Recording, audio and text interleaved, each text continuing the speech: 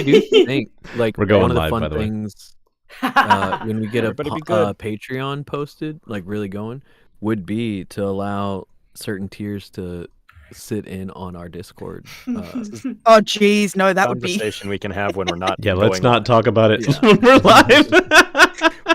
literally just said we're going live. Hello, everybody. No, ignore whatever you just heard. We love you, and we want to spend more time with you. I just got the notification we're live. Reminds It me says of, we're offline on TikTok. I don't know why. I don't know. I checked YouTube. We're definitely live there. I just grabbed the share link. I'm giving Can you guys TikTok see a that minute, but one? it's not going. I don't the see us one there. spot on Ted Lasso where he's like being interviewed for something, and he's like, "Oh no, you can just edit it out." And then the woman's like, "No, we can't. It's live." He's like, "You do whatever you like. Live, live." And she's like, "That's live." That's us. Just live. It got real quiet the second that joke landed. Landon Melon Flap. No, that is the sound. That is the sound We of did 7 it. people reading for a link and trying to focus on Trying to- doing something. Mhm. Trying to send links, which I still haven't done yet. I remembered I need It's to do this stupid initiative macro that I was going to try to rebuild, and I just looked up how to do it, and I have to write CSS to do it in the 2024 sheets because Roll20 hasn't updated to allow macros in it yet. There ain't no way. I'm gonna individually roll these bad boys, I guess. It Get that sucks. bucket of dice out.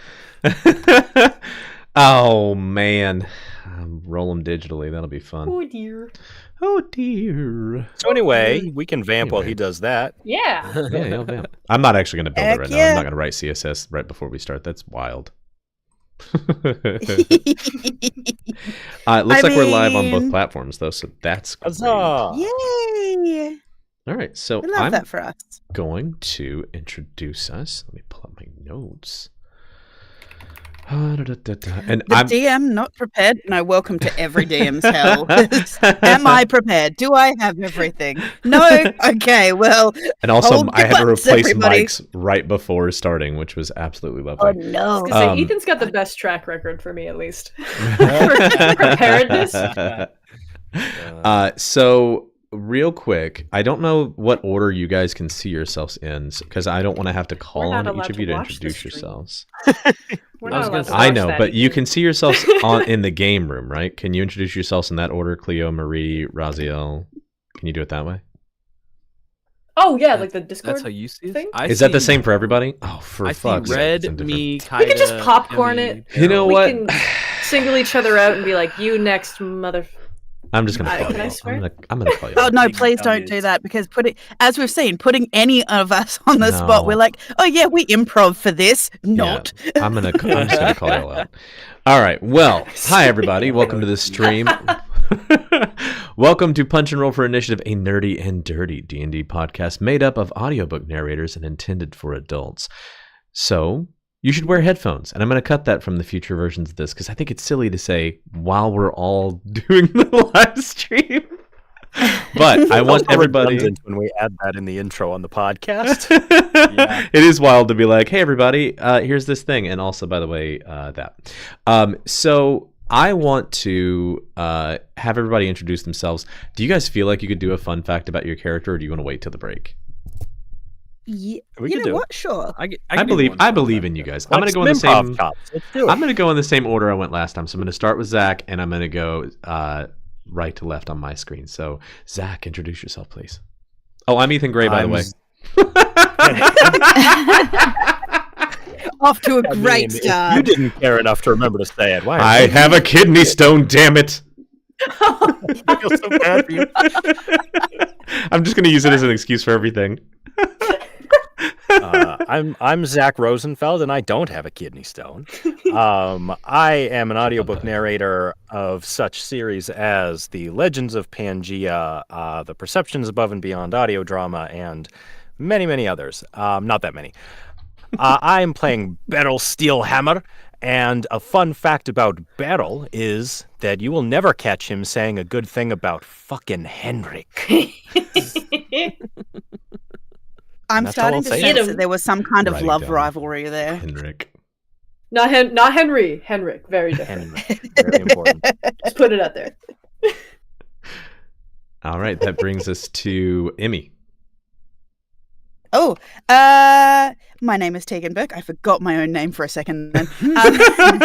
What's my name fake is name? Tegan Burke. I am... No, she forgot her real name.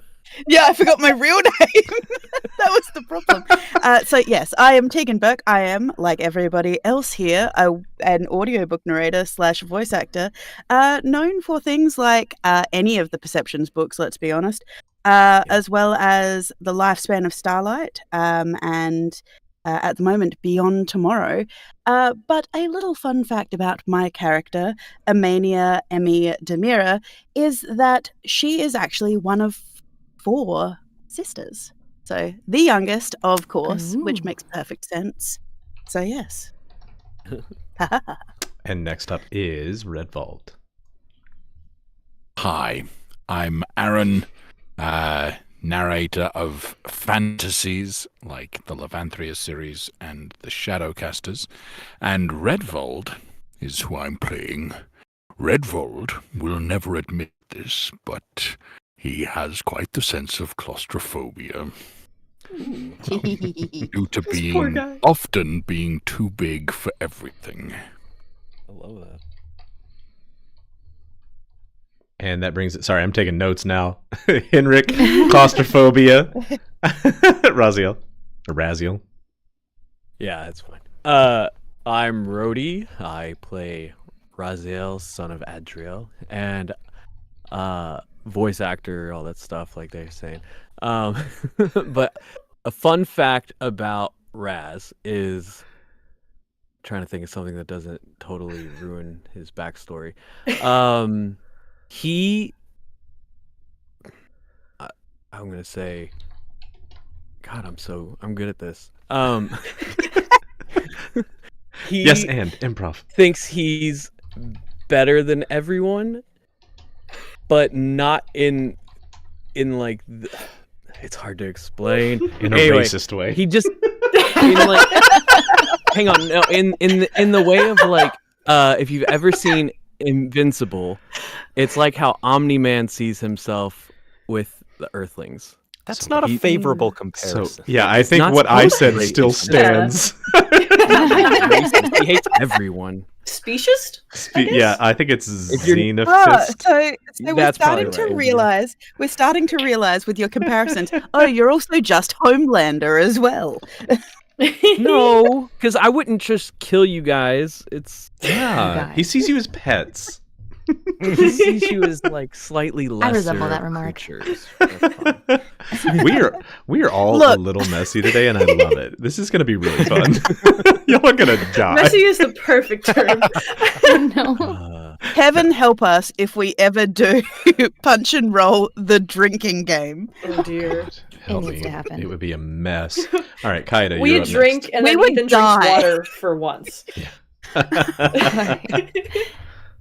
I'm Marie Mitchell. I'm currently recording a ski lodge rom-com novel, and I play Kaida, the winsomest and hungriest little fighter you'll ever meet. A fun fact about Kaida is she once won a village festival eating contest by devouring an entire roast pheasant, 3 meat pies, a whole loaf of honey bread, and then went right back to sparring like nothing happened. I love her. It's just Yeah. the best. See, that is an impressive feat. I thought you were going to say she went right back for seconds. That might have been a better line, actually. All right, and that No, it brings just means us- she's great on roller coasters. Oh my god. And that brings us to Iris. Hello, I am Cleo Birch. I play Iris McGugan.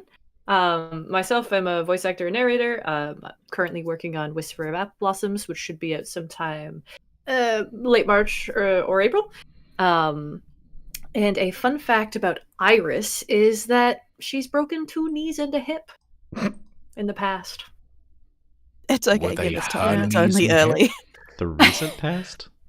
I won't expand on that. I guess we'll never know. When was her husband last alive? I forgot. No, I'm so glad that you said that, Rhodey, because my brain went, someone's been using necromancy. no. Man. Well, No, the Henry ominous passed music is away a starting. while ago. And with that, we'll come back into our game. Where we last left our heroes, they are new initiates to the Well Divers. This is a group that sprung up in the wake of the convergence of the planes, a group intended to fight back against the world below, the creatures that come from the wells. And over time, they became less of a champion group and more of almost a model of a form of work. There are people who can naturally enter the wells. There are people who have to get booned by gods in order to enter the wells. And our crew is a mixture of both. And they have come into this well down to the very first level to complete their initiate trial. By completing this trial, they will become full-fledged well divers and be given the first class of that based on how they perform. With that in mind, they have come down, fought some fey cockatrices, anyway. They managed to bag a number of mushrooms and rubies. They found a scepter to inset the rubies into, which has become known as the scepter of subjugation. They've been hearing chanting, ran across another group of well divers who have escaped with their lives. However, they have come across a group of Goliaths who had served kind of as bullies for the group. Previous trials, this is the final trial. And as they come into this room, they see standing above the opened corpses of 3 Goliaths, 3 large mushrooms. As you can see here, they look pretty creepy. And they have one that is crawling out of a black ichor substance that is standing here and is very large. I And it have has a note. 4 arms. The Goliaths are dead. The mushroom slender men are emerged from their chest. And also, That is right. let's not forget the best note that at some point, Redvold held the door. He did. We also have a few statues around the room, one of which notably was just pulling it. This one here was notably pulling its arm back with its large glaive in its hand, back as you came into the room. This man here is covered in bandages and has a weapon, and he has been chanting. And this is seemingly a strapped down little mushroom fellow on this table. And so that is the state of this room. As you open the doors, they have spoken to you, and I need you to roll for initiative. Before you do that, click on your token, and it should automatically populate onto the list once you roll for initiative. Okay. Oh, that was hell. That 2 for initiative. Whoa! What happened? Ooh, It love threw a bunch of stuff in here. All right, we'll figure that out in a second. Hang on. This is what I get for doing this thing this way. I clicked on it, but it's not doing anything. It's been showing up good for me. If you click on your token and Oh, then that's right. We decided on a 2-pronged attack, didn't we? We did. Yeah. We're split up. You are. I just want to put out there into the ether. Re-listening to last episode, we did say we were going to check for survivors and see if we're going to help them. I don't see any. I think it was pretty clear that there were no survivors. As soon as you open the door and realize, like, wait a minute, strapped there aren't any down. survivors. There are no survivors in here. Our job's done. See, I don't understand what just happened. It's okay. See, in the I'm gonna essence fix of it. cute mushroom men, though, I feel like we have to save Amanita. That's what I've called the little red cat. That's what you Oh, decided to call it. the friend-shaped one? The friend-shaped one, because he's got an Amanita cap, so... We've got the friend-shaped one, we've got the slim, thick ones, and we got big boy. No, see, I'm glad you're like slim, thick one. I've got Look at that waist! Amanita slender shrooms. Yeah. And Damn. whatever the hell that is actually what I called it. The ratio for the 3 of them is just, it's impressive. 73. Okay, I'm going Guys, to save lives. I'm going to go down our initiatives because I think some of them are either left over or wrong. I don't know. We're going to fix this. But Beryl, it looks like you had an 11. Redvold had a That is correct. 14. What the Yeah, it hell, looks like Raz? some- What did you get? See, I'd pushed a button and it didn't work. There's no way I got a 0. It's literally Push not another possible. button. See what happens. Push a button again. Brody, Push it is all you. the You have to click buttons. on your icon first. That might have been part of it. Yeah, I clicked on it. This It is just right. didn't do Kaida anything, is so a 19. So it's not I that just one. rolled All right. Well, you rolled a 4 on a d20. What's your initiative Yeah. modifier? It says you have a 6. Yeah, so there you go. Emmy has a 2. Congrats. Discord Congrats. notification, and I'm like, what the hell does that even mean? Oh no! What did we get? Oh no, it's not. Okay, good. Kaida with 17. I'm just double checking because it just like left them from last battle somehow. It pre-filled them, which is wild. Oh, good. It was a tongue twister because I was really confused by what it meant. Good grief, cats leave my heart beef stacked. I'm like, wait, what? What are you Beef sending me? stacked. Okay. Whoever sent that Analyze message paradigms to you historically weed whacked. is a butt person. But I can't say butt man anymore. Apparently, ass man. That's not allowed. You have to say Buttman? butt person. Yeah. I like it. Iris with a 13. Okay. Posterior person. Yeah. I believe that is it. So as you open the doors, you see before you everything I've described. The smell in this room is uncomfortably acrid and metallic. The general, you hear as the doors open the noon knocked, and then he introduces himself by saying, additional friends, additional sacrifices. I can't wait to see what you become. And Kaida, you get to go first. I just want to kind of ignore that guy because you're weird. I'm gonna move right up, not too close but I do need to be within certain reach, right? That part Yes, still confuses that me. is I far think. enough. You have a scythe, which we're counting as a glaive, so you can hit from 10 Right. feet away. So where you are currently located, you can hit him. Because if you look, each of these squares is 5 feet, so that's 5 feet. This is 10. So you can hit Okay, that makes anybody more sense. within a 10-foot reach, which is like that. So yes, you can hit him from there. Fantastic, because big boy, I'm ready. You've been itching for this fight. I have been so ready. So then, of course, I throw an 8.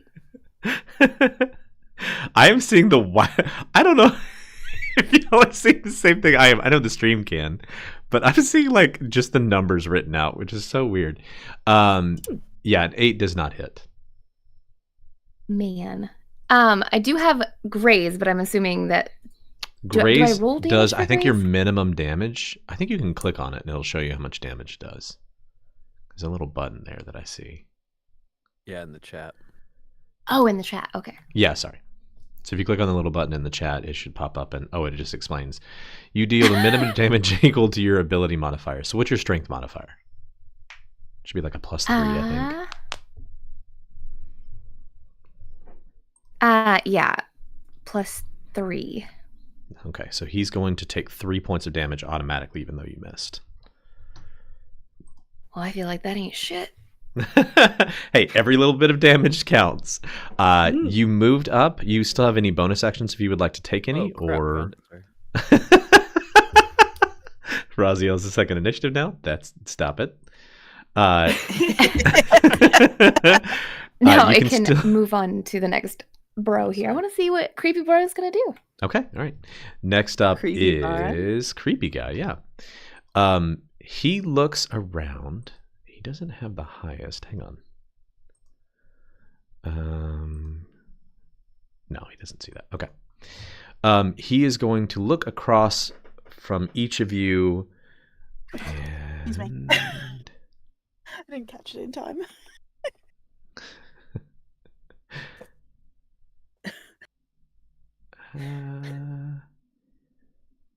Jeez. Okay.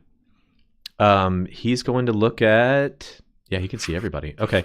I need everyone to roll a charisma saving throw, please, as he begins to speak a prayer. It's going to be a -1 for me, Chief. Oh boy. Did it roll? Where's my roll? I see the DC here is Oh, 12. hey, an 11. Oh, damn. I'm sorry. I rolled a 12. 15 for me. Yeah, I see you're 12. Iris so got a 9. Beryl, Raziel, Iris, and Redvald, all of you, for the next minute, you subtract a d4 from all of your attacks and saving throws. I will mark all of you as cursed. Any save on that eventually? Yeah, you get one each round. This is Oh, nice. I thought it was just flat duration. No. Fuck. No. That would be He's wild. really trying to make this the shortest game ever. He has to concentrate on it too. He'll be okay. Who else to get? Raziel? All right. Yeah. And then he does something strange. He steps back against this statue, and he looks back at it, and he says, "All right, anyone gets near me." And you watch as the statue behind him raises its weapon higher. Redvault. Well, I was going to run right up to him. Still cool. Heck yeah. Yeah. I like this attitude. Yeah. As he called us friends, I start running right towards him, using my bonus action to rage, whilst saying to him, "If we are new friends, let me introduce you to my axe." Okay. Love it. And so I am now raging. His so name don't is forget your Dudesy. plus He D4. likes your face. Yeah. So plus D4 to damage, but a minus D4 to the hit because I'm now apparently cursed. That's okay. So I am going to recklessly attack. All right, That'll with give me advantage. advantage on the attack. All these things. Okay. Oh, Redvald, we hardly knew ye. An 18 will definitely hit. Woo. Nice. But that's -2, so it's a 16. Still hits. Nice. Good. Okay. Then, in which case, let's roll the damage.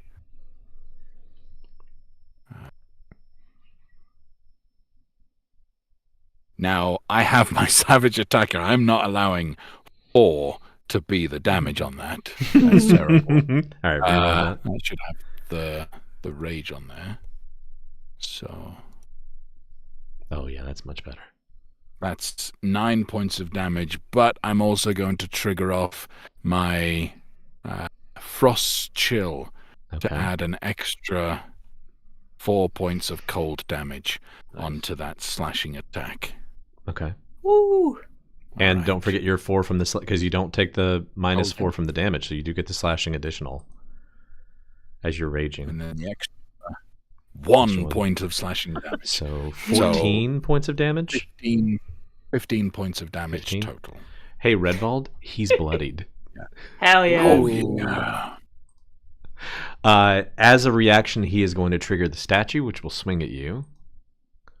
Ooh, that's With a- advantage range on that because I puppy. did recklessly. Oh yeah, well let's see the What? crits. Spellcaster is surprisingly fleshy. Who would have guessed? That's a 19 Whoa.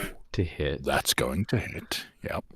He rolled very low on damage. That's 5 points of slashing damage as the statue winds back and slashes into you.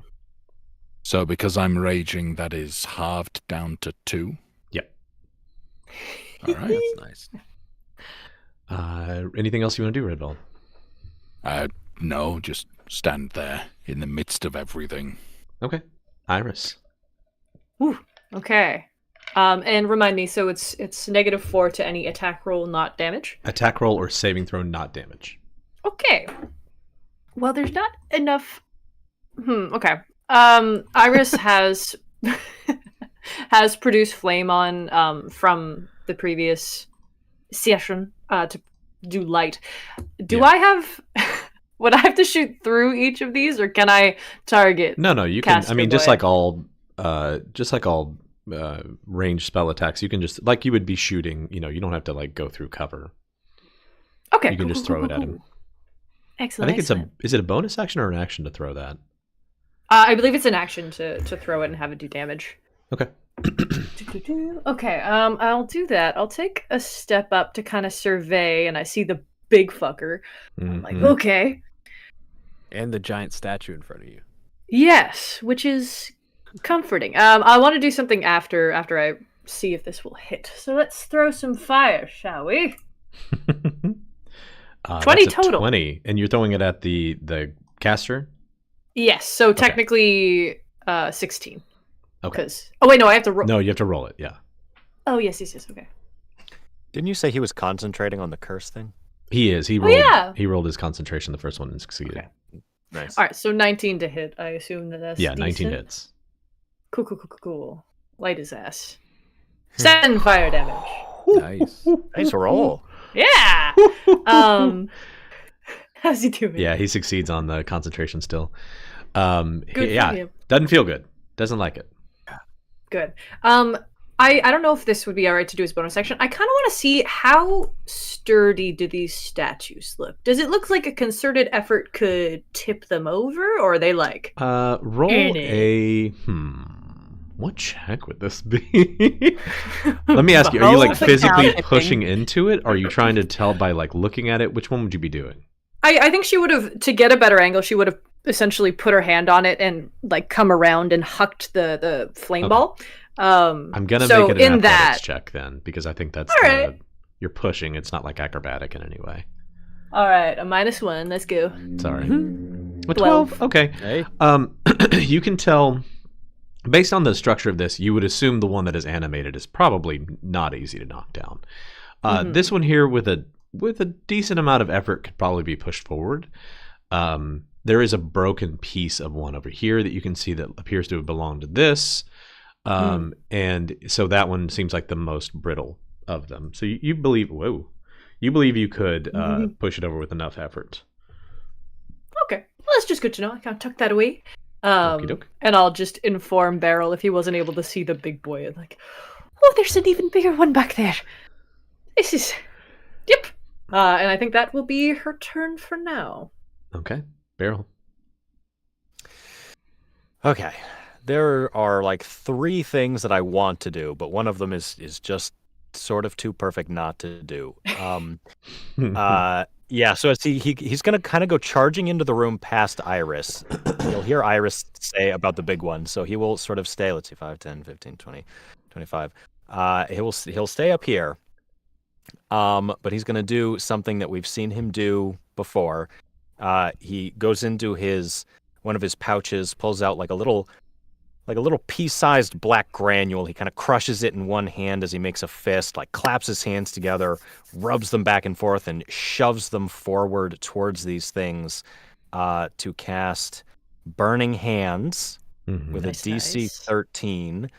Where are you casting this? I'm about to broadcast a cone, a 15-foot cone. Is there a world in which this cone hits 4 mushrooms and not Redvold? So I think you can skirt past Redvold. I also think it technically will hit the caster, but you are going to hit this guy here too. Are you okay with that? Yeah. Oh yeah. I want to hit. I thought it was only going to hit that guy and these 3 mushrooms. All right.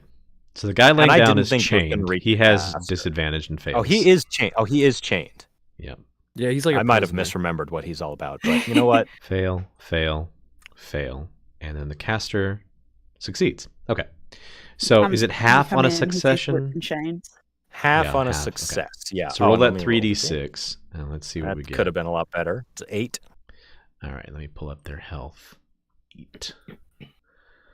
Yeah, but that could have been a lot worse. So that's pretty. FYI, Beryl, if ever there's a situation where burning Redvold is inevitable, it's fine.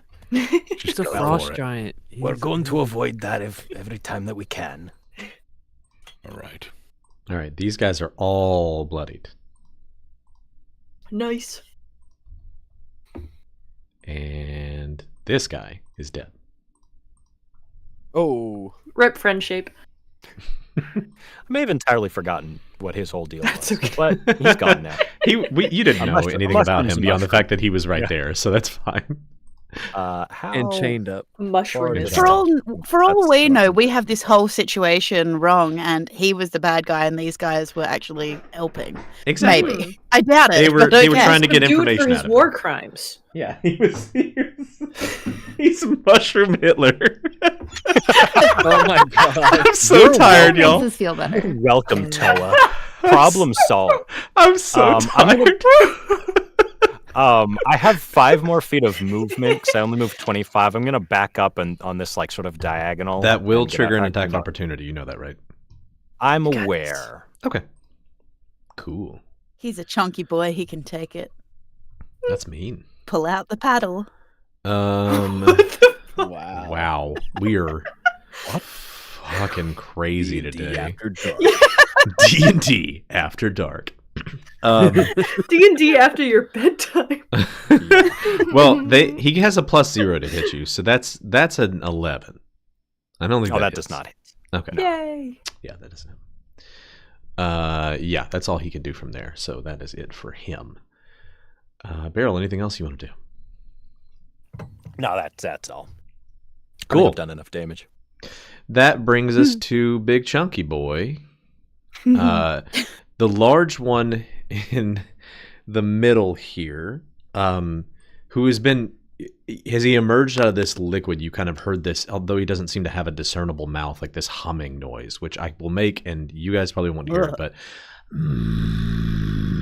as he comes out of the liquid, he is going to move up past Kaida. Kaida, he is going to, as a bonus action, attempt to throw you Oh, Yes. and fail. Boy, that is rude. You feel him grab. He's got 4 arms. He uses his 2 right arms to grab a hold of your side, and he tries to push you basically toward this inky yuckiness.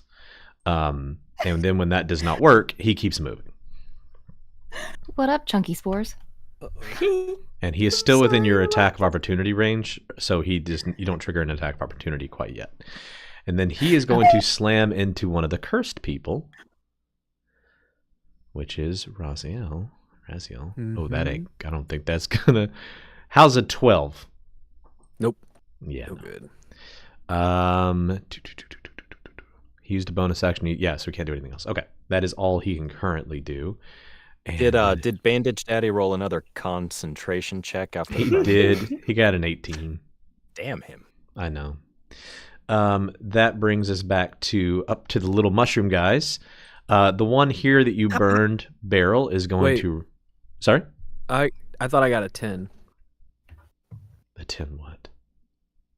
for initiative. I have you as having a 6. What was the okay. first one? You rolled a 4 originally, which I thought you had a +2, Oh, okay. right? Yeah, that's fine. Don't try I to got cut the confused. line there, Raziel. I thought you said a +6 to the 4, so I was like, no. I had a 10. No, that'd be Okay. insane. Ethan's got a plan, man. He's Yeah. like, You'd be the heck yeah. dexiest thing I'd ever seen on a. I know, but I don't see myself on the turn order, so I didn't know what happened. So anyway, No, go ahead. you had 2 at one point, and I removed the one that was wrong. Okay, so one of these fellas is. I think he's just going to rush at Iris first. So we'll see how he does. Probably not great. yeah. And he's going to spit at you as he's moving toward you, so he doesn't take disadvantage. Oh, that's quite rude. He's a mean boy. Okay, that's a 21 to hit. Well, that does. Okay. Yep. It's not. These guys are. Oh, that's max damage though. Wow. Okay. That is just 7 points of damage. Ooh. All right. And I need a Constitution Boy. saving throw. Oh God. Well, that's not great. So hold on. Let me just do 7 points of damage. Okay, takes me to that. And you say con save. Yes, please. Well, No. it ain't gonna work. The thing that he spits at you as he's moving toward you slaps onto your face. It's like an inky sludge, and you are blinded. Oh. Fuck. This is not something you have to take an action to get this off of your face. That's rude. It's like stuck on your face. That's understandable. This one here, Unfortunate. Redvald is going to move out of your range if you want to take an attack of opportunity because he's moving for Beryl. Yeah, Okay. I will. That's a 22 to hit. Nice. Yeah. Get Oh him. boy. He's not going anywhere. Just barely. Damn. Woof. I doubt even a 4 on a D4 would make that a miss. 9 points of slashing. Okay. Oh, plus then. No, slash D4. There we go. So 11 points of slashing as he tries to run towards Beryl. Okay. As you slash into him, you cut him down. But as you do, you watch that same inky blackness that one of them shot over at Iris burst out of the body of this creature. I need you to make a Constitution saving throw. And it's minus that D4 as well. Oh boy. Oof. Okay. Ouch. It's just a D6. That's a Who grand needs total of sight? 3. No. Sight's overrated. I rolled max damage again. All right, you take 7 points of damage as this thing dies, but it type of explodes, and you were pushed back 5 feet. You take 7 points of force damage, and you were blinded with this inky blackness. But it also, it also hits. It also This hits guy. this mushroom. And kills him, which triggers the effect nice. again. Redvold, I need another con save, and so does the cleric. Cleric passes, luckily. Minus your. Actually, you can't fail this because it's a DC 10, so you can't even. Well, even with a 10, you still save. So this second Why one. curse him like that, bro? The second one Can't also. fail this. Immediately fails. The so second, funny. they go off like dominoes, just boom, explodes, pushes you back. The other one explodes, and it's just like spraying all over the cleric. He's like, oh, yeah, yeah. Da-da-da-da-da-da-da. But he's fine still. He survived it. Raziel, it's your turn. All right.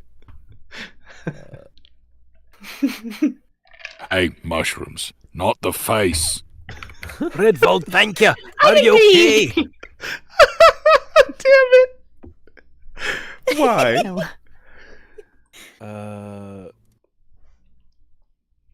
Oh, hey. Ah. That's a 20. Yeah, that'll hit. All right. I assume you're swinging at him, right? Well, I've got my spear, but I don't have a button for it, so I just pushed my longsword one-handed because I'm still using my spear one-handed. Okay. Is that different?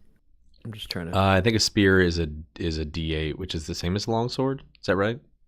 Yeah, the 1d8 is what I've got for the longsword. Because you can use a longsword two-handed, and it's a D10. But you're Right, using and I could do the same with the spear as well. So I was just making sure.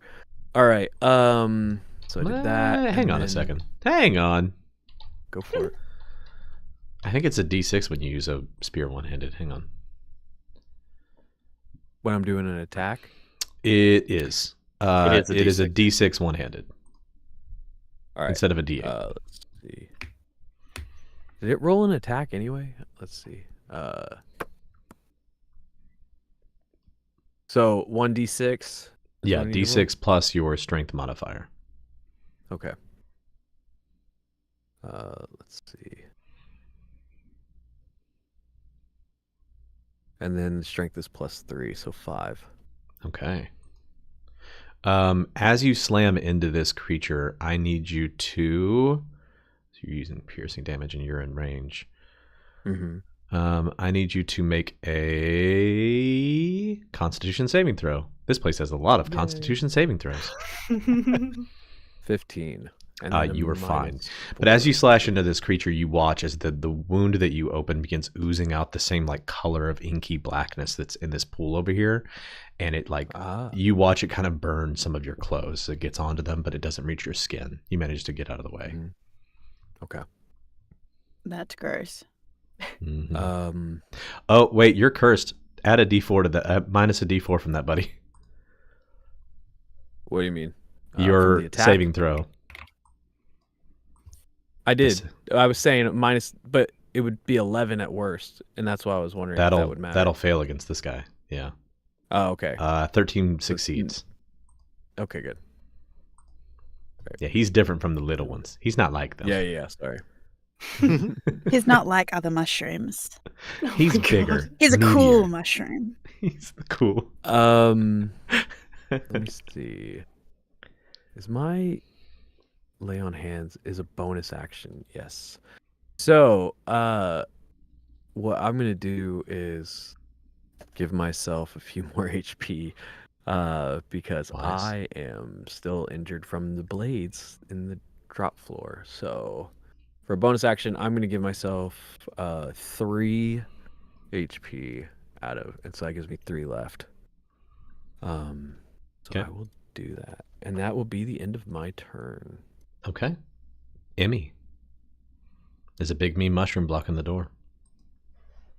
And doing the responsible glass cannon thing that as a warlock as I'm doing, I have no weapons. Why am I here? I do the only thing that I can reasonably do, which is Eldritch Blast, and that is a 13. That hits him. Get him. Nice. Yes. Do the damage, please. Ooh. That would be 9. Nice. Ooh. Hey, Hey, girl. Raziel, make another Constitution saving throw. Oh God, here we go. I know. All I could think was Oh, splash. 20, and then I'll do He's in the the- splash hang on. zone. Now you can't fail with a -4 on that one. Yeah. Okay, 16. So yeah. Yeah, he's just in the splash in the zone, just splash getting zone. sprayed by this ichor as put my it's shield up pouring over onto me. him. Yeah. What else would you like to do, Emmy? Not move closer. Clearly. Yeah, I won't do that. I've got him. I do yell at Kaida, though. Ma'am. Do we want to find out exactly what he was doing? He's a mushroom. Do we think he has feelings? I'm talking about the wizard! Oh, shit. Meanwhile, I'm kind of ducking vaguely behind Raz. And that'll be my turn. Okay. At the end of the I'm round, keeping him from before Kaida goes, Redvald, you and Beryl and Iris, please roll a perception check for me. Yeah. I'm blind. Oh, you I are. also Sorry. am blind. Oh, then yeah, neither of you have a chance. Could we Beryl, hear it's just for it? you. Yeah, you. 15. Okay, y'all roll a perception to hear what happens. Beryl will see it before you hear it. Oh my Jeez, gosh. Iris. Whoa. So minimum 20. you must just have your became hearing a aid on daredevil. Yeah. I finally turned it on, darling. Yeah. Things charged I've had up. it off this whole time. Using sonar in here. So Beryl, as you are, now I think pretty solely focusing on the mushroom in front of Iris and the caster over here, you see this large statue stand weirdly at attention. Its glaive moves down from an attack position to the side, and it smiles in the same way that the statue smiled in the other room before, in that very off-putting, extremely wide smile. And as you notice that extremely wide smile in the drop of the guard, you also weirdly see it looks like it's growing like a longer nose, and then you notice on top of it, it's getting cat ears. And as Oh you my see God. it start to do dear this, God. it looks at Redvald, and you hear it say, "Hi, we're coming to save you. Hello. Hi. Who are you?" And it's looking down at Oh the my person directly in front of you. And it's like turning into it looks like a cat person statue face is what it is doing. It says, "It's a mess in here. What did you Almost do?" never been happier. It's a real mess Oh in my here. This is God. fantastic. They're coming. Redvald. They're coming to get you. Redvald, the statue next to you is doing something weird, but I think we've got help on the way. Good weird or bad weird? Bit of both. God returns. Depends Yes. on what you're into. I Beryl, assume the as spoken part they heard. yeah, they can hear what Not it's by saying. us? Kaida, you can hear it. I think Raziel and Emmy probably can't with this big mushroom humming in their face. Boy, I wish I'd worded that differently. No, that was But, perfect. Continue, please. The mushroom amount hums. of What you fluids said. in faces this session. It's a lot. I'm sorry. I don't plan for these things, and then they just happen. Wow, that didn't. Impromptu sex party. Yay! Woo! Anyway, Beryl, as you acknowledge what this thing says, it looks in your direction and says, "Oh, hi," and then it does the like. This is really hard to do without like a camera, but it does the peace sign up to its eyes and says, "See you soon," and winks at you, and then that statue stops and holds that position. Amazing. It's magical cat girl. She's gonna say Excuse me, "Ooh" at us. senpai. Kaida, it is your turn. Why did I create this character? For the lulz. So I know Emmy had questions for me about Mr. Chanty back there, but I'm still more preoccupied with Fungus the Unstoppable up here. So I'm still within reach. So Yeah. I'm gonna pull out that glaver. It's already out, but use that on him Mm-hmm. again. Your scythe. Thank you. Somebody has to remind me what I'm holding. Good lord, yeah, that'll hit. 9 points of slashing damage. Wow. He is bloodied now, which means Kaida and Raziel, I think you know what this means, right? But it means they're below half damage. Effectively, like, Okay. they are presenting like signs of being worn down. Whether it's like there are just so many holes in them, as is the case with this mushroom, or in the case of the caster up top, he just looks like he's like panting and there's blood like coming out of his wounds. So it's like a symbol of like, hey, you've gotten him halfway there. Raziel, as she slashes him, I need another saving throw. Yep. Sorry, pal. And then I gotta do a D4. Minus the D4. Yep. Oh, that'll barely save, but yeah, it saves. You're looking getting good with lucky. all that ichor on you. It's You're it's just a good getting look. It's fine, friend. splashed all over. Black is certainly your color, Raz. Everyone see that video of Katy Perry at the Nickelodeon Kids Show Awards where she just gets blasted with slime? That's just what I'm picturing for Raz every time.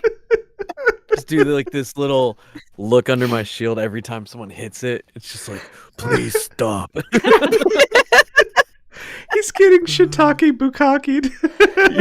God. Oh my god. He's taking it from both sides. Oh wait, my wait, God. wait. I need like a sticker for that. This is a Raz God. sandwich. The Oh my shiitake God. butaki is bukaki is so good. Oh God, help me. Okay, Kaida, is there anything else you would like to do? You can still move, or if you have any bonus actions, you can take any.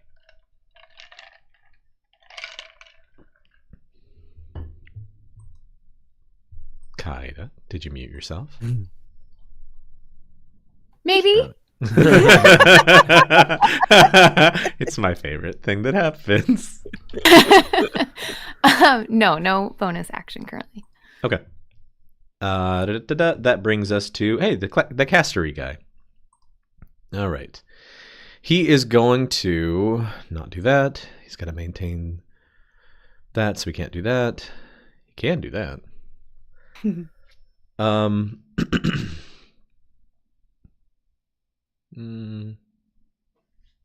Okay. He'll burn his 1 a day ability to cast this as a bonus action. He will begin forming a bolt in his hand, and he's going to fire it at you, Beryl, as you're the one that can currently see him. Excuse me. And you hear him go, "Nun, Simver, Dulsner, you're a star!" And he shoots out an energy bolt of black energy You're a at you. star. No, you're Karastar. energy bolt. Does a 16 Lord, I'm over here hit like you? picturing a crossbow. Namaste. Well, Namaste. the thing about a 16 is Beryl very quickly taps. There's like a glyph or like a rune that he's sort of inscribed in some kind of pigment on the back of his left hand. He quickly taps it, and like a disc of energy pops up, and the shield spell turns a 16 from a hit into a miss. Boo. Nice. All right, then he will use his. He used that as a bonus action because he burned that 1 per day ability. He doesn't want Redvald near him. Okay. But he's so cuddly looking. Redvald, he cast a spell on you, and you hear him speak words that you don't understand, but within your mind you hear him say, "Flee." and I need you to roll a wisdom saving throw, please. Oh. Yeah, you're even with a -4, you'll still save. All right. Nice. No, thank you. He's so polite. Redvold, it is your turn. Earl, I'm blind. Is he still in front of me? Just take one big step in front of you and then swing at him. Okay. I will take a step forward and blindly, recklessly attack. So that cancels out. It's a flat roll. Yeah. It'll be a flat roll. Okay. Am I I love still the cursed? trust fall here. You are still technically cursed. He has not failed his concentration on that yet. I don't think it'll Yet. matter much longer. In the operative word. That's a 15. That hits. I didn't. Do I need to roll the d4? What's the? Go ahead and roll. You don't have to. Is it on the attack? Hang on. Oh, it is on attacks. Yes. So please roll. Yeah, please roll a d4 to see if you miss. So it'll be a 12. Oh, that misses. Oh, well, that's no good. No. That he looks terrified for a second as he's like concentrating on this spell, and he just manages to barely whiff out of the way. Only Beryl obviously can see this, but he's like barely deftly dodging out of the way of this big great axe attack. You missed him by a hair. I may not be able to see you, boy, but I will chase you down and slice you to pieces. I'd take him at his word. He looks at you despite the fact that you can't see him, and you hear him say, "I'm ready to die for my god." Wait, no, that's not his voice. "I'm Good. ready to die for my god. Are you ready to die here?" Can we send him to his god already? Iris, that's your turn. Oh, right. Yeah, she is not pleased with the gross ichor. So she'll use her action to wipe it off her face Okay. You were no longer blind then. and peel it off. I'm picturing it like those charcoal masks things. That Ah! She rips it off. And then she is going to strike out at it with her bonus attack, unarmed strike. Okay. I think I have to. I probably have to preface flurry of blows before starting the bonus attack. I think so. I think if you're going to do your bonus attack and you want to get 2 out of it, you've got to say you're doing your flurry. Yeah. All right. I'm hitting with a flurry of action because I'm pissed off that he spit on me. All right. Let's see how this goes. Unarmed strike. Oh. Oh no. Even. Well, let's We see how have that a minus the -4. d4. Yeah, Oh, that won't. well, that won't misses. hit. Sorry. I'm sorry. That's all good. And she's going to do it again. But hit. Huh? Yeah. Okay. Even with a -4, that still hits. Yep. Excellent. Yes, she's going to. She punches out first, and then she just kicks for the groin, just because she really wants to land that hit. Let's see how it goes. Okay. 7 damage. Now, remind me, do you always push back, or do you choose to push back? How does In that work for your this- thing? I think I can choose. It's specifically with my unarmed strike. I can push it back 5 feet, which I'm going to do. Okay. Perfect. So as you push it back 5 feet, it begins to gurgle up within its skin as you watch it start to go through the same death throes as you. I don't know if you saw that. You may have been blind. But as the other ones I was. exploded earlier, unfortunately, the range on that is 10 feet. So I need both you damn and it. Beryl now Oh, I'm sorry, to man. roll a con save. It's all right. You didn't know. Does this con save have anything to do with the poisoned condition? No, this one does not. This is a blind effect. Okay. Oh, a 17. Yeah, even with a A -4. You're fine. 4. Oh, Iris. Oh no. God damn it. Oh, Iris. You take You're 3 worried points. about the ichor in the woolen shawl. You take 3 points of force damage as this thing pops and just explodes all over you, and you are blind again. Again! Oh no. It's fucking. I'm so sorry. The shawl is cashmere. Cashmere, I tell you. God damn it! And once she'll move forward, and she's kind of got her hands out. She's like, "Better, what's going on? Come towards my voice, Iris. What's better?" Oh, she'll kind of you're right on top of me. Yeah, This is worse than your cataracts. it is. It's not fucking helping. We should have left. And I think that's her turn. Oh god. All right, Beryl, it's your turn. Well, the shimmering, like the disc of light, kind of dissipates, and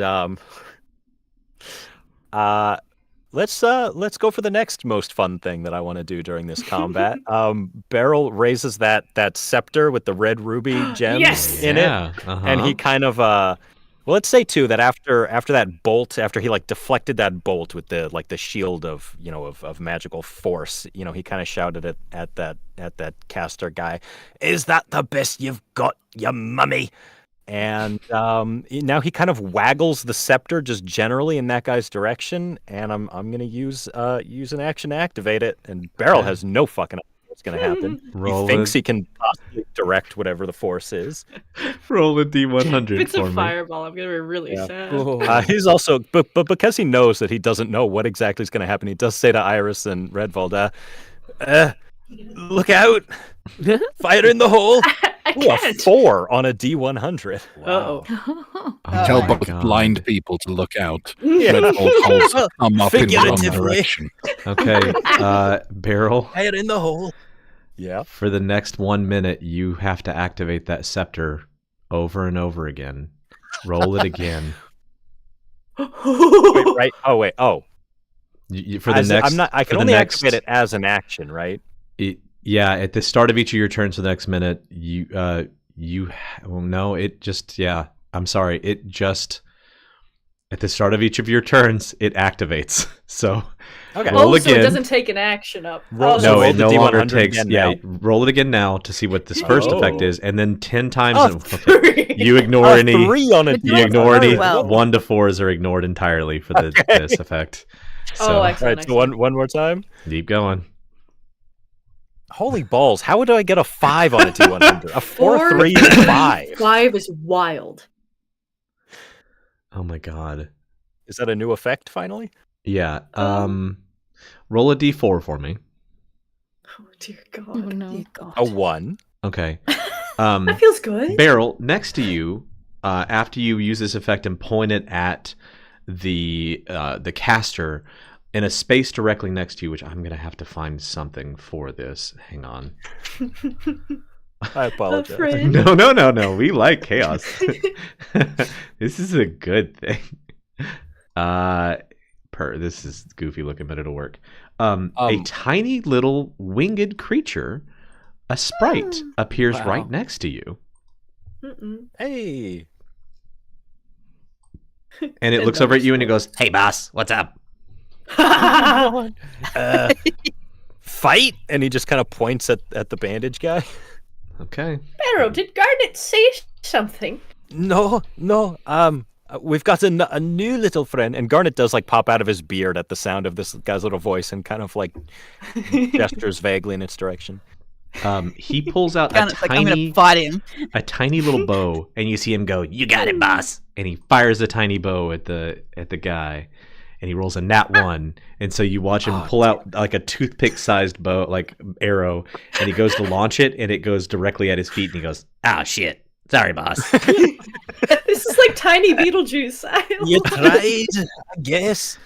So for my own clarification, Yes. the staff has, I think I wrote down that it has 3 uses per Yeah. day. So This does not count against did- them.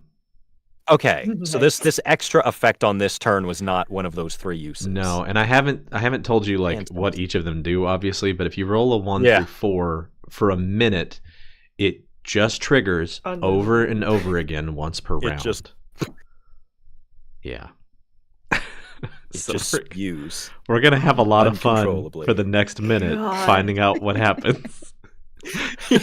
This session is just overuse of all sorts of things. And I love that this is the first use of it. So for all he knows, This this is is what happens awesome. every time. It just keeps spewing Keeps magic. making tiny little guys.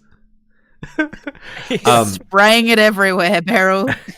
As you use this scepter, though, you see the caster look at you, and his eyes soften, and he actually, like, his sword kind of like falls to his side a little bit, and he says, "You reassembled my daughter. Thank you. She will prove useful once you're dead." I don't like and that. That You know, this makes- is a stick with some gems in it, right? And that makes it Big Mushroom's turn. Big Mushroom. Big Mushroom, where is your stat block? Big Mushroom. There it is. He's not smart. I'm ready He's to gonna keep roll my punching. Constitution saving throw. So. Yeah, you get ready. So the first thing he's going to do is, as a bonus action, he's going to use the effect that he hasn't used yet, which is called Gushing Pores. Kaida and my God. Raziel, I need both of you to make a con save you. as like the wounds on his body open and just begin to spray all over you. Oh. Everything's spraying and spewing. As this Also- sprays over Raz, can my little Sphinx of Wonder look at him, blink slowly, and give him a burst of ingenuity? Oh. What does that do? So yes, but what does it Kepri do? or another creature within 30 feet makes a saving throw. Basically, it allows him to add a +2 if it'll help. It might. help. He got a 9 minus 3, so that's a 6 plus 2 is a 7, as an 8. So I can't do math. So unfortunately, that will still fail. Kaida, you pass the save, luckily. So Forget Mushroom Boy. Raz, you're gonna take 3 points of poison damage, and you were poisoned for 1 minute, but you get a saving throw each round,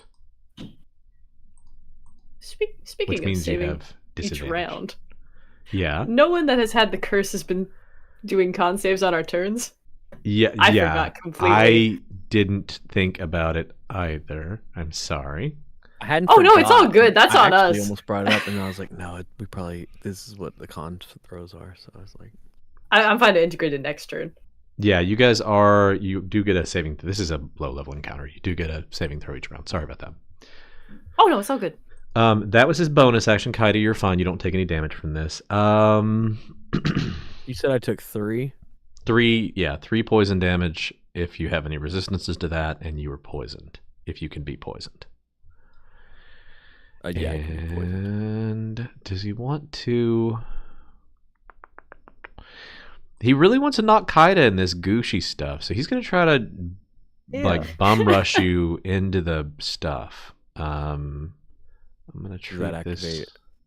for Yeah, me? you'll get an attack of Versus opportunity as he me? moves away, Okay. with disadvantage because you're poisoned and a -4.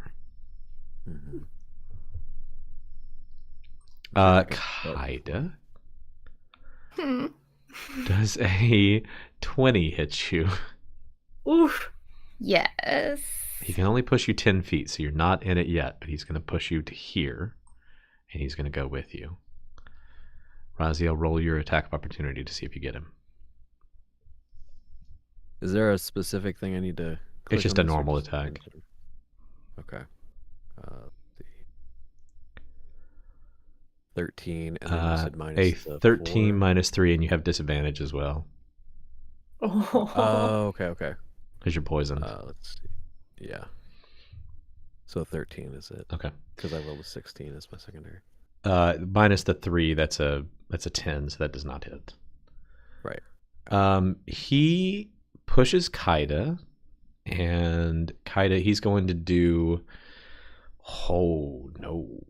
11 points of bludgeoning damage, as he's basically like, as he's pushing you forward, his smaller arms on the inside are just like pounding into your chest, like pushing you and hitting you at the same time. So, the damage thing. Mm-hmm.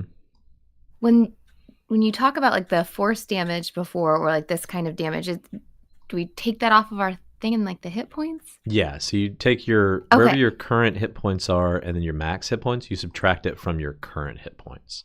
The reason I'm saying different types of damages is because some people have damage resistances or vulnerabilities or immunities. Okay.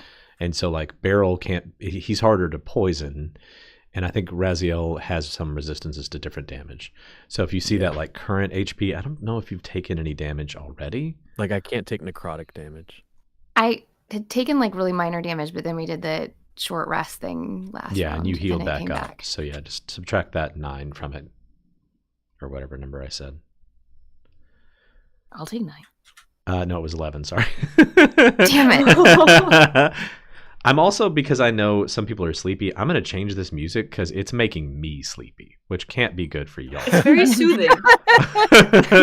We're Very going to soothing for what is going on. I feel like that's just what the mushroom has been sounding like. Because he's like humming, right? Yeah, he's... let's see. At how some this point, one the Benny sounds. Hill music's going to feel appropriate. Oh god, it's just more of that. Yeah, like- no. 3 or 4 rounds after combat ends and the weird The scepter magic is still going. Could just like pop a ruby There we out and then stub it. Okay, that's all he can do. That brings us to Raziel. It's your turn. Yo. All right. So I need to ask a quick question. Yeah. If I were to use my spear with 2 hands instead of 1, is it Yes. You can't use your is it shield a at the same D8? time. Right. But is it a D8 or is it a 2D6? It's a D8. It's a Just D8. making Yeah. sure. It Okay. goes up from a 'Cause I'm setting D6 it to up. a D8. That's what I thought. Okay, because my sword is a D8 to a D10. Okay. Yes. So if you two-hand your Um, sword, it will do more damage. cool. Right. So what I want to do is Raz is going to throw his shield down at the door and he's going to run up to this guy since he's trying to push Kaida into the well thing. So two-handed, he's going to try to just ram his spear straight into this thing with 2 hands. So let's see if I Roll an can attack do with that. disadvantage -4. Sorry. Let's see. Oh, could he make a save against the curse to get rid of that D4? He can at the end of his round, yeah. End of his turn. Ah, okay. Which we should have been doing at the end of every turn, but I'm sorry, I forgot. It's okay. All right. Too many effects. So roll again. And then so let's see. So 15, and then you want me to do -4, so the -3, so it's a 12. Plus your strength and proficiency, which is a +5. So that will hit him. Okay, good. Sorry, I didn't push the button. No, you're fine. So it would be so now I roll my damage, right? Correct. And you can, if you want to like smite or something, you can do that as well. Oh yeah, that would be a good thing. Forgot that I had that. Where is it? Oh, divine smite right here. So Woo! yeah. Okay. Woo! That is 15 damage as good. you slam into this mushroom and then smite it. All right, good.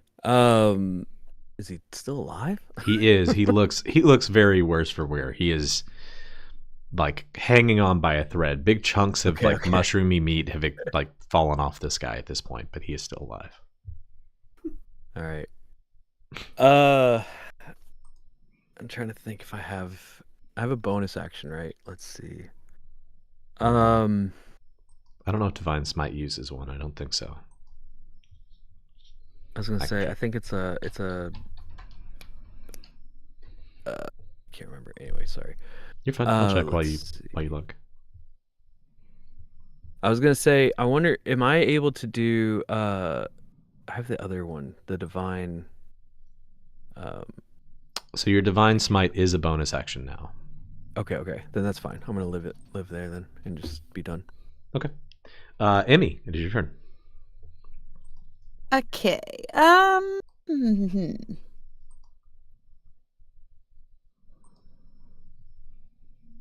going to move up.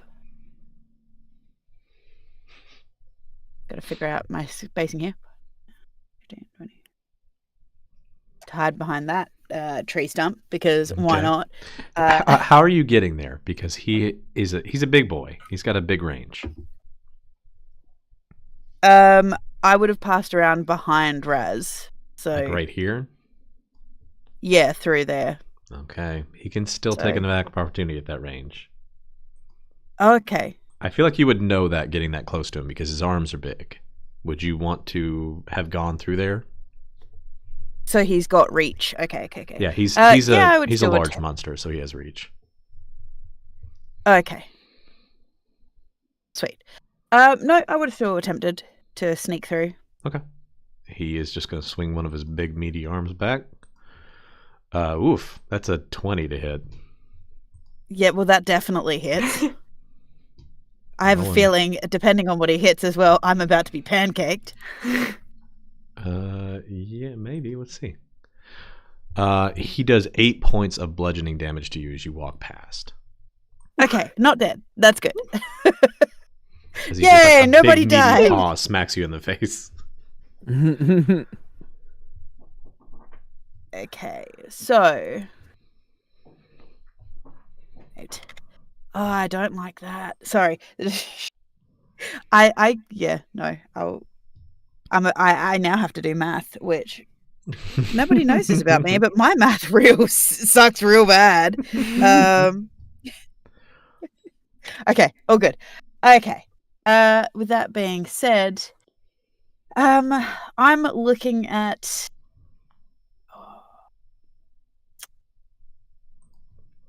Do I get up in his face? I don't really want to kill him per se because I have questions. Mhm.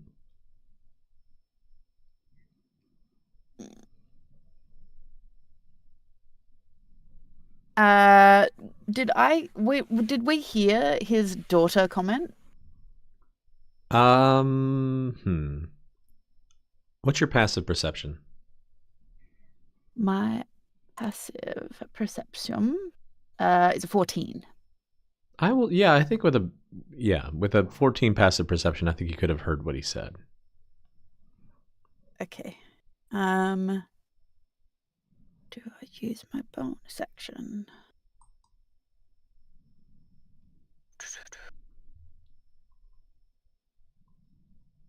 Then Kaido, you're on deck, just FYI. Gotcha. Don't really want to hurt him, but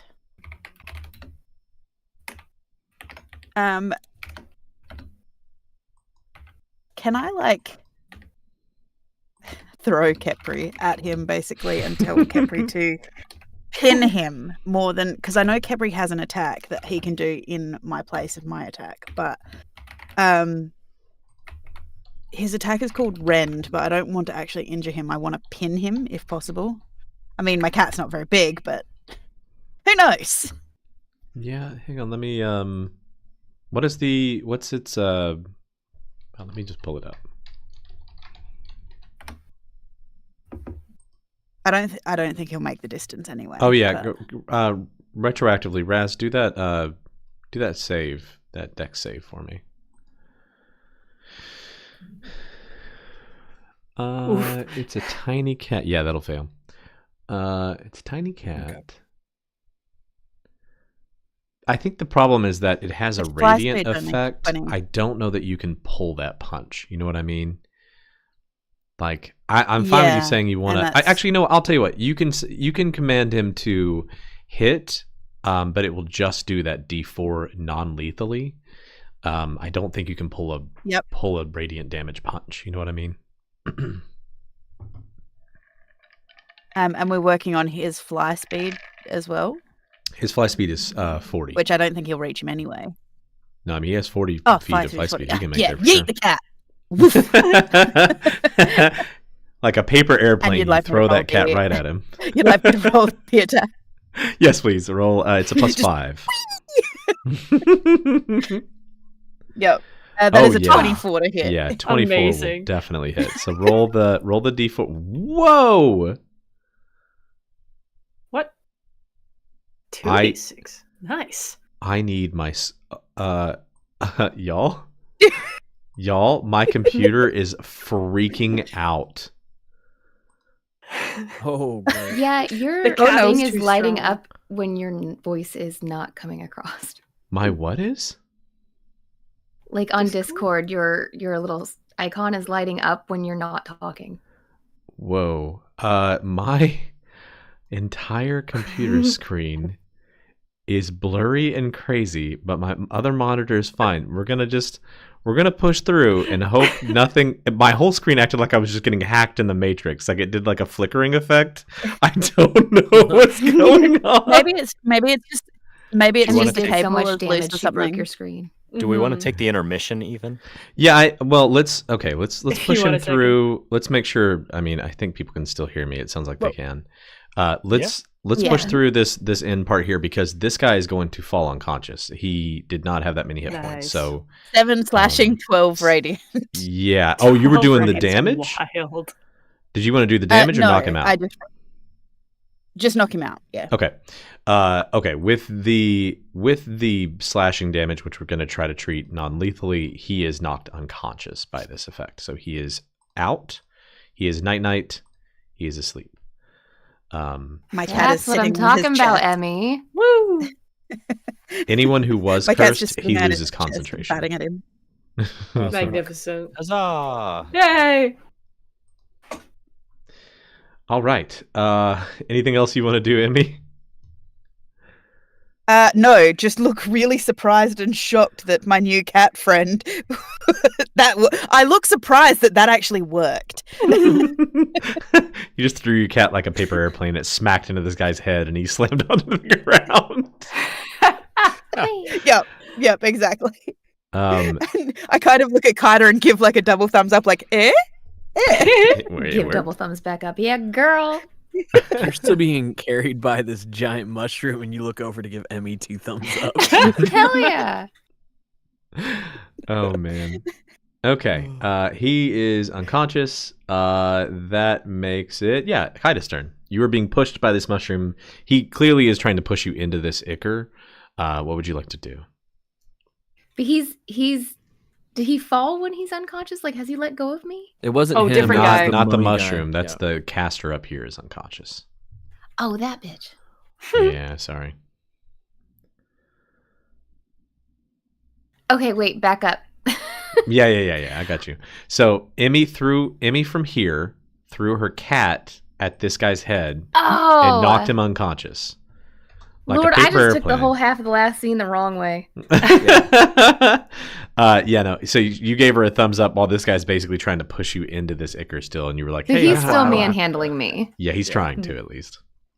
Okay, so I was trying to read up on this because I just want to slash things. I can use my scythe to try to disengage or shove him back, right? You can disengage as an action, I believe. Okay. Shove don't. is usually an action you can take instead of as an attack, but instead of attacking, you can shove someone. I don't And know you how are it not works with a bigger- grappled, so I'm okay with saying you can shove him. He's not like holding you. Okay. Since you guys are smarter, in a situation like this, like, does shoving actually give me much benefit? Because, like, he's got a big ass reach. Kaida, let me. if you do shove... Sorry. No, Okay. you're fine. I want to give you this because you're right in this thing's face. He is leaking this ichor out of him everywhere. He seems like he does not have a lot of. He seems like he may not make it much longer. Okay. So I'm gonna go for the best attack that I can do right now. And slash at him again. Okay. If my little screen comes up, come on. Come on, roll 20. We can do it, buddy. We're having all kinds of crazy fun today. Just great. I love it. I'm getting hacked by the Matrix. 22. 22. Yeah, that Woohoo. definitely hits. Roll your damage. I'm a dumbass who exited out of that screen again. Oh boy, that's max damage. Woo! Kaida, do you want to describe how Nice. you do this? Because. Yeah. I want to like push him back so he's just laying straight down and take my scythe and just chunk him right in the middle. Okay. Yeah, he starts to try to push you forward more, and as he like loses a brief grip on you, you spin around with your scythe, knocking him to the ground, slash into him, and that brings us out of initiative because the only remaining enemy is unconscious. Woo! Guys, we survived. What happens with the scepter? We This were fucking going scepter's to. gonna keep Yeah, going. no, Oh yeah, that's- the Every scepter's going. We're gonna- every 6 seconds we get We're gonna come what, back 9 more to that. things. I think what I'm gonna try to Right. do is figure out how to make my computers stop doing this on the break. We'll take a quick break and we'll come back to the scepter going insane, and also what you guys want to do with your unconscious friend. And you also know that you have help on the way, so we'll rejoin in a minute to try to see what happens there. All right, we'll see you guys in just a minute.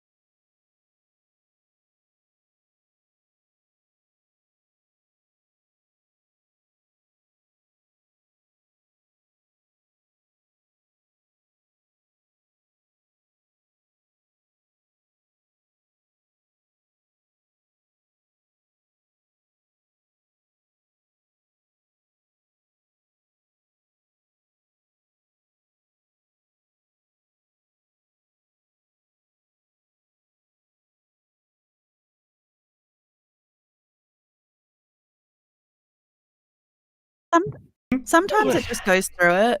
Like, yeah, it's I know fighting that. it right now. Okay, let's. Podcast will be fine. The that's podcast, all I'm at least the thinking. podcast is good, right? Yeah, Hi, sound everybody. good. Welcome We back. have proof that we did it. We tried. Welcome back. Hopefully things work. It has been a little wonky here, but we'll see. We'll see. I'm gonna have to The replace my wonkus computer. donkus happened. We have just finished combat. Unfortunately, we are in an interesting scenario where Redvald is standing over the body of an unconscious caster and blind. We have Beryl, who has just summoned a pixie and has to use this effect 9 more times without being able to stop it. So we are going to be kind of doing these things in turn order, despite the fact that we're not in turn order. So I'm going to let each of you kind of like tell me what you're doing. And I'm going to start down here in the non-chaos zone with Raziel, Kaida, and Emmy. What are the 3 of you doing? Well, I'm cleaning myself off from all the slime and going back and getting my shield and just kind of reorienting myself to what's going on now that everything's calmed down. Okay. I'm standing triumphantly over Chungus Among Us and saying, that's what I call a clean harvest. And then kind of looking at this like pool of nasty and kind of like nudging it with my toes. Like, what do you guys think of this? Emmy? I would like to look at the unconscious guy because he's my sole focus. And I'm gonna go over to him.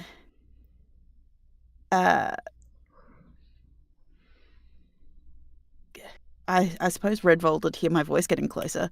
And I'm like, I say to Redvold, he's unconscious. You don't have to hit him. I thought it was best that we, get some answers.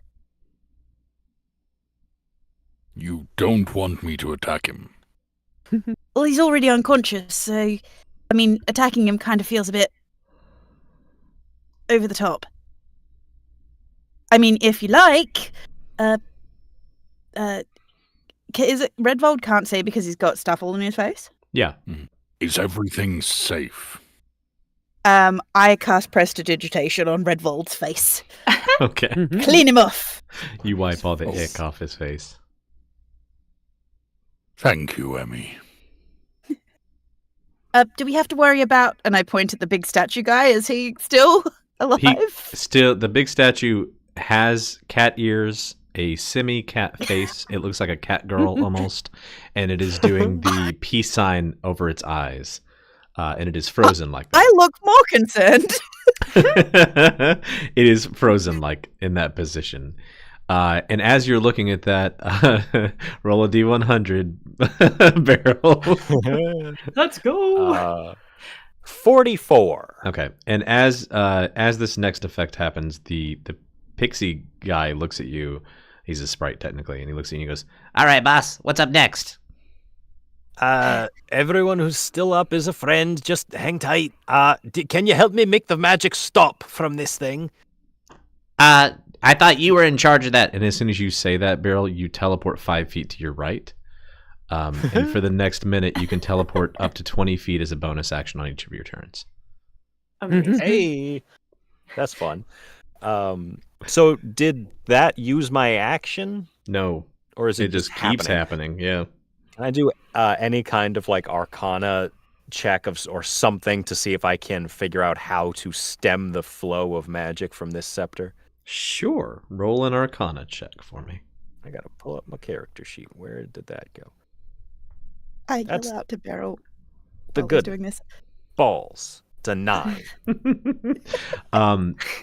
You, as far as you can tell, it seems like whatever effect you have triggered with this is triggering the chaos inside of these gems, and it is going to keep happening for a little while. Yay! I just start teleporting around the room like a weirdo. Every time you teleport, a new effect's going to happen because that's basically 6 seconds. So let's let Iris and Red Ball take any actions they want to take. Iris, what are you doing? Iris is gonna she's gonna get the gunk off of her eyes again.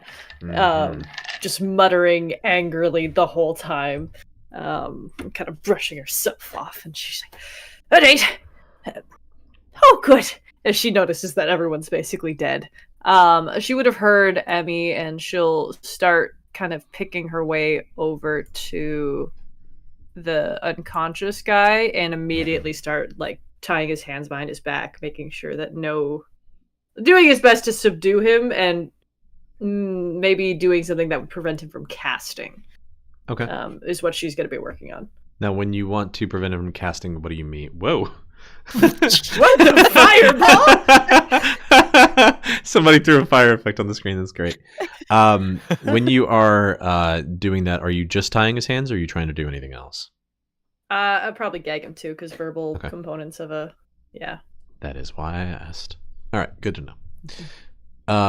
Okay. At the end of that thing, Beryl, roll another D100 for me. This is number 8. Well, real quick, Iris, Redvold would be helping you out, and we will be discussing the benefits of Shibaru. Damn, all right, kinky man. Gesundheit, what was that? What did you say? She doesn't know what it is, but she's like, yeah. I interject quickly and I'm like, wait, did anyone else get the fact that Beryl might be holding a child? Beryl teleports over here and rolls a 13. You for the next spell you cast within the next minute, anyone who tries to roll to save against it has disadvantage.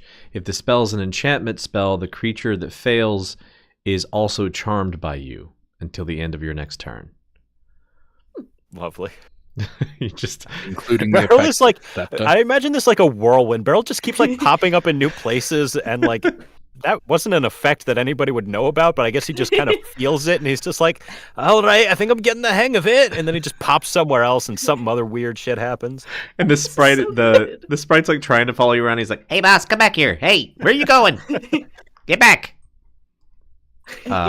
All right, let's jump back down to Kaida, Raziel, because this is just going to keep happening, and some of them might be bad. So, Kaida, Raziel, Emmy, what are you three doing again? Or actually, I'm just going to separate y'all out. Kaida, what are you doing? I'm calling for us to get the fuck out. Do we have to question, bro? I mean, less chanting, more screaming. We can just go. What about- Raziel, what do you... Oh, go ahead. Sorry, no, here you go. No, Raz. please, please. Go. I'm like, do we want to take the weird big mushroom guy and this guy? I kind of nudge him with my boot. I don't think he'd do much better on the surface. In fact, I think he might be a bit worse. Excuse me. I'm not carrying the giant mushroom, that's for sure. Well, I mean, it was crawling out of a giant ichor pit, so it might have some answers. Well, It's or at dead. least questions for the scholars above. It could work.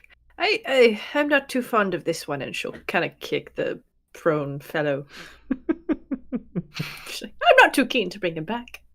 Or leave him alive here. I mean, his daughter is a staff, apparently, full of gems that... You won't miss her. Barrel roll a D100. Here we go. All right, trying I'm just to gonna space pop this. over here for a bit. He's also like shouting. If you guys are talking about like this guy, he's also like, or like, whether to bring him up or not. You just hear Beryl shouting from the next place he appears. I think the well divers are sending help. The statue told us. Ooh, a 94. Oh my god. Boy. You and all The creatures odds within of this 30 feet of you have vulnerability to piercing damage for the next minute. Oh, fuck. You better hope I don't stab at you. Am I like aware of that, or would I? Yeah, not even you're know aware that of the that's an effect effects. that- You're aware of the effects that hit you. Okay. So yeah, you're aware that it's happening. And then again, I think this that's the sprite first is like one trying to that follow you actually around. Felt, yeah, I think that's the first one that's actually felt like detrimental to me and my allies, like potentially dangerous to us. Yeah, that is. Mhm. So Beryl, so I teleported to get where I am. I'm gonna go. I'm gonna go here. I'm gonna toss the scepter on the into this hallway and close the door. Good call. Okay. I think we kind of needed that. I'll pick it up again later. We'll check on it in a few. How many effects did that thing have left? Wait. How many effects did that thing I think have that left? was 6? I think maybe 5 or 6. Yeah. Okay, all right, it's You 6. do realize, I think you just gave Ethan the control over the rolls. No, you're still gonna roll the D100s. Fantastic. You're just gonna hear It'll be things. behind a closed door. You're gonna hear Because think things it's I have attuned happen. 5. to you. It doesn't matter where Yeah. it doesn't matter where It's it not is. an It's still attunement. attuned to you. It's not a It's tune. not. It's not a Mm. tune. Okay. Yeah, I think I had enough movement to take one step back away from the door. but Yeah, sure. Let me know when to roll more. I'm so proud of you. This is gonna be the y'all just keep talking and I'll This just is interject with amazing. D100s as you go. You Nice. just threw like a pipe bomb in a hallway. Better than at your feet. Red But yeah, Bolt picks up the guy that we just tied down. Okay. let's He is- maybe move away he is from the unconscious. statue. If that thing still moves a bit, let's move him over here or something. Actually, Iris, as you Um, mentioned that, what's your passive perception? 15. Emmy, yours is 14, right? Yes. The both of you, God help me, the both of you can hear speaking coming from over here on the floor in this direction. And you hear a voice go, "Oh no, I picked the wrong one. Oh man, can somebody turn me around?" Oh, well, of course, dear. And she'll flip up the.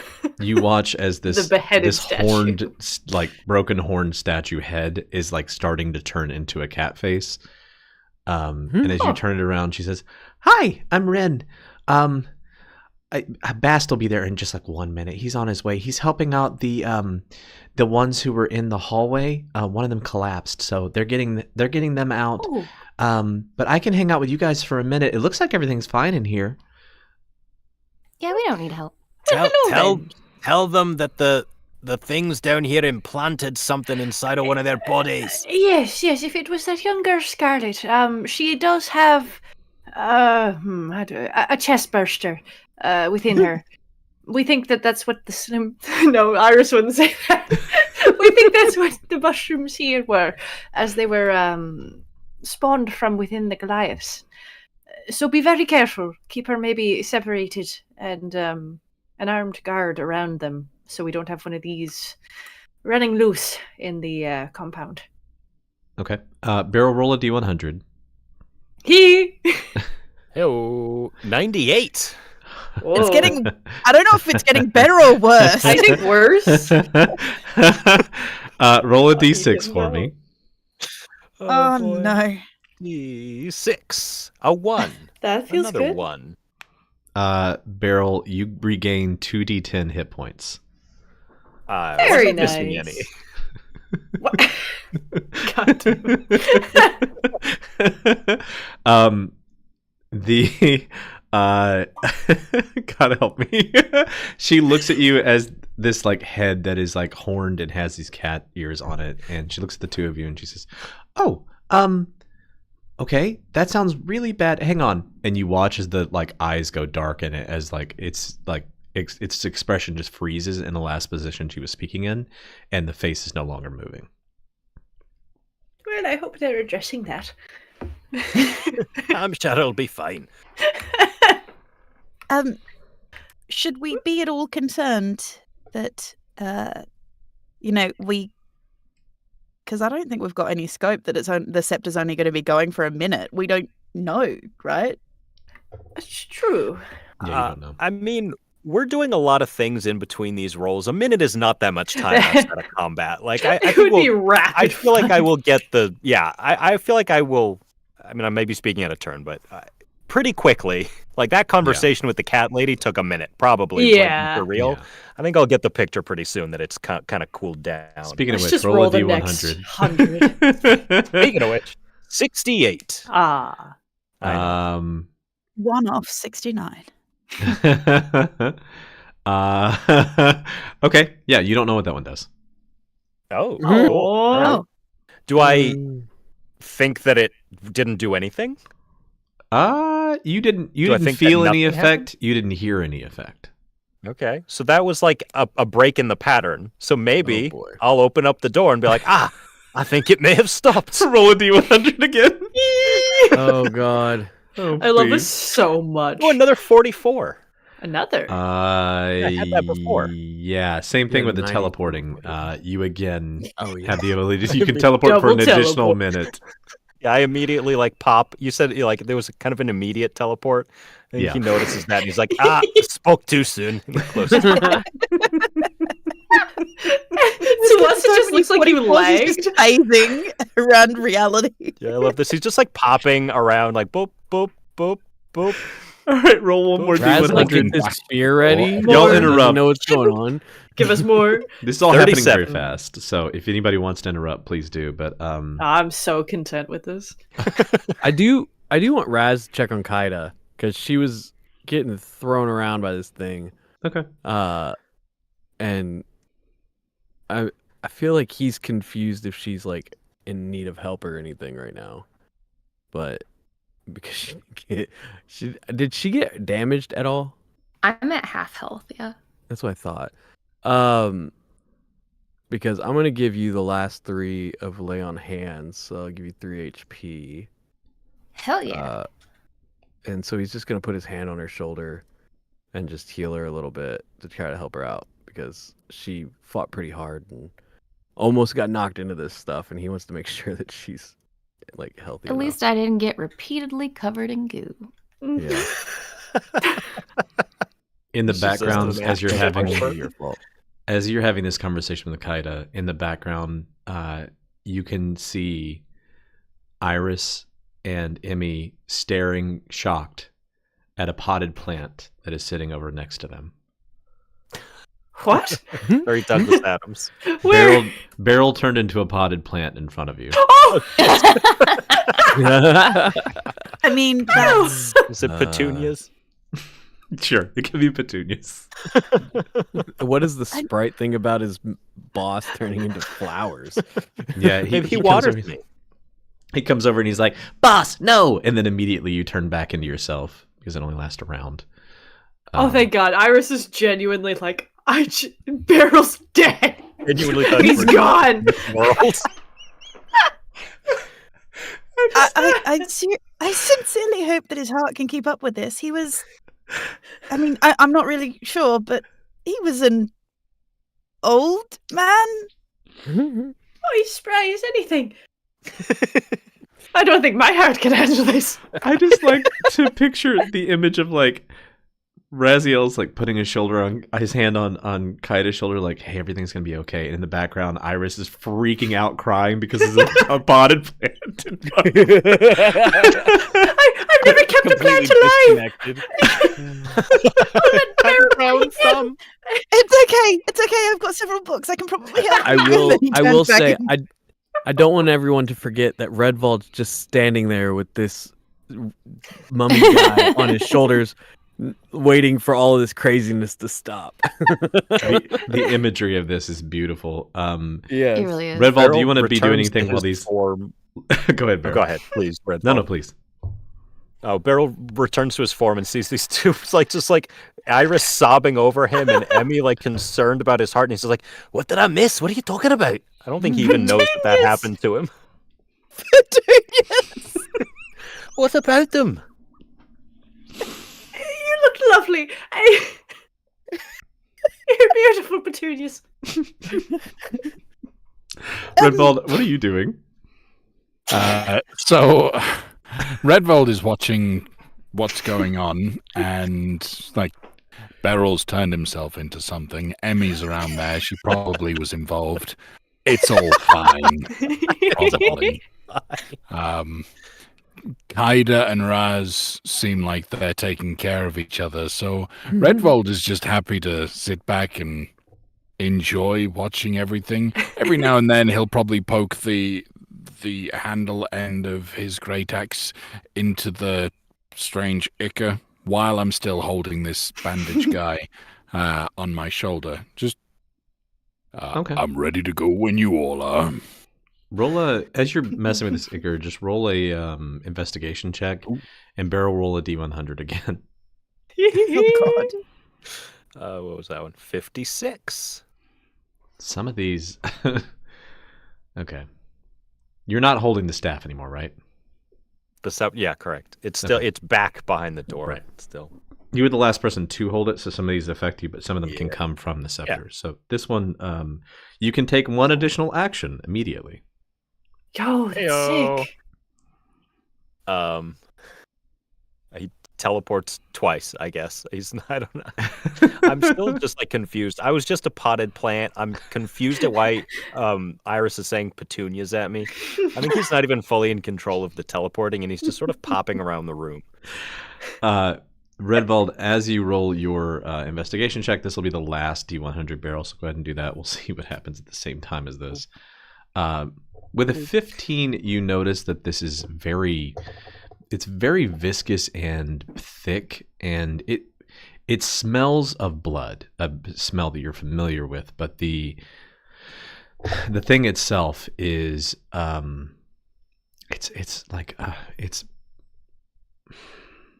it's like slime, like it's dripping off of it, unlike blood. It's almost like coagulated. And so it is very thick and viscous, and it smells awful. Just like blood and acid mixed together. Barrel, you have to re-roll that one because that one can't trigger twice. Oh, lovely. Okay. Boom. 72. Please Good number. don't be a bad one. You were afflicted by the frightened condition. The DM determines the source of your fear. Barrel, you were scared of the sprite. As the sprite comes up, Is he gonna keep following me? yeah, he comes up behind you. He's like, "Hey, boss, what's going? Hey, where are you going? Come back here, boss. Actually, I can teleport. I'm just gonna keep teleporting as Boss, far as I can. no, away come from back him. here." I just How do I know look you're at not gonna Raz. turn on me? No, you stay away, you wee monster. I think the dementia's set in, Raz. You watch as you are fearfully running for your life from this little sprite, and he says, and he starts to turn into like stardust. He's basically starting to fade away, and he goes, "No, boss, I didn't do anything good to help you. I'm sorry." Serves you right. And he fades away. He disappears because he only lasts a Poor minute. little guy. Me seeds? And I didn't even like him at the end there. And the Give chaos. him a name. You know, I don't think I did. There was too much going on. Aren't you good, Battle? Did the fear wear off when it like disappeared? I mean, yeah, your source of frightened is gone, so effectively Okay, the yeah. effect ends. I think After a few seconds, you realize like nothing is happening anymore. okay. Yeah, I think when Redvald says that, he realizes that, you know, that the fear that made him dislike and distrust that little sprite was unfounded, and the thing just wanted to help, and that genuinely makes him sad when Redvald reminds him he didn't even name it. He's maybe we can name it in memoriam. And he That's goes, a very strange name. you know what? Well, I hadn't thought of that, but you know what? That's all right. We'll call him Memi. Oh. Right. Oh my Um, goodness. All right, he goes and picks I up feel the like that could be scepter. confusing. Okay. We'll pull one out for Memmy. Emmy and Memi. I bloody trail top off five as, episode. as Beryl walks away. She's just like, I think that would be confusing. When he picks up the scepter, is there anything noticeably different about it? No. Lovely. Okay. Well, I expected chaos, but not quite that much. That a reminder is to expect the unexpected, I guess. We'll just tuck that away for now, won't we? And he puts it into his pack. Okay. Do we think that this gentleman was Tarvin that the other group was talking about? I don't. Do you know do their we coward recognize friend him? who was a wizard? We He would have is- seen him around the compound, yeah? He is wearing bandages, so it is a little difficult to see his face. We just take him off. I don't care about this guy. When you take them off, when you take the bandages off, you see what appear to be like long, like burn-like looking scars across the parts of his face and his head. His hair is dark, which is unlike Tarvin. Tarvin had blonde hair. So as far as you can tell, he's about the same like height and build as far as you can tell. Like he's a pretty average sized human, but he has different hair color and he has scars on his face. He mentioned dying for his god. Does he have any like trappings of a religion that we would recognize? Like Roll a religion does he check. have a holy symbol or something? I'm getting there. Religion. That would be a 14. Yes, and one that you recognize pretty easily. He has the robe that he's wearing underneath his external cloak that he has to kind of cover his face and cover his body. The robe that he's wearing is white, and his holy symbol is the holy symbol of the Church of Toa, the largest and most revered church in this new world. As a matter of fact, the best way I can give you a modern equivalency to this is imagine like, whereas the gods and these different like countries in this world have their own seats of power, and there's the Council of Six, which is the original deities. Imagine the Church of Toa as like the Vatican. Imagine it as Catholicism during like the medieval age. So it has its own kind of like seat of power, and this person is very clearly a member of that. In searching him for religious artifacts, you also find that he has a small silver shield, which you also recognize just because I'm not going to make you roll for this because you were just there. It is a well diver badge. He is the most common rank, the second rank, the silver shield. Fascinating. A well diver gone bad. Down here, he I communicates that in his own voice. Right, do you say that? Do you point it out? Yeah, I point all that stuff out in the barrel voice. But do you think he was corrupted to this, or do you think that he was a bad apple on top as well? Well, it's kind of useless to make that assumption without any other information to go off of. We can ask him if he wakes up, or we see if the well divers can suss anything out. True. Well, didn't he say that the staff was, when we had the staff, that would reassembled his daughter? Aye, he did. I've forgotten all the confusion. Yeah. I wonder what he meant. Maybe he's not bad. Maybe he was trying to get, or something happened to his family? Well, he killed a lot of people. Yes, I don't think just because something happened to your family doesn't mean you should massacre multiples. Well, I agree, but I mean, what if somebody told him there was a ritual to get his daughter back? I don't think he would have left it behind. I think it would have been paramount. I think we're giving it a bit too... Oh, God, we're giving it a bit too much credit. But since he was a well diver, maybe we should take him back up and see if anyone else recognizes him and can piece together a bit more of this puzzle. Should we do anything about? We can pay for his crimes. I'm partial to that too. I think what he do we has do about the information the well Goliath? divers need. That's fair. Oh, do we want to talk to him now, or do we want to do it later? I believe Bast is coming down. You know what? Well, that's what the cat head said. Yeah. We're all speculating all this. We're all doing all this speculating about his intentions and motivations. We've tied him up pretty securely. It looks like Redvold's got a handle on him. Garnet pops out of Beryl's beard and a smallish amount of water. Kind of jets out. God, I couldn't decide if I wanted to say shoot or jet. Jets out, and like just splashes him on the face. I just want to see if that wakes him up. if your intent is to wake him up, yeah, by using an action, you can effectively like rouse him at 0 hit points. As you're doing that, Kaida, will you and Raziel please roll a perception check for me? Okay. I don't like the sound of that.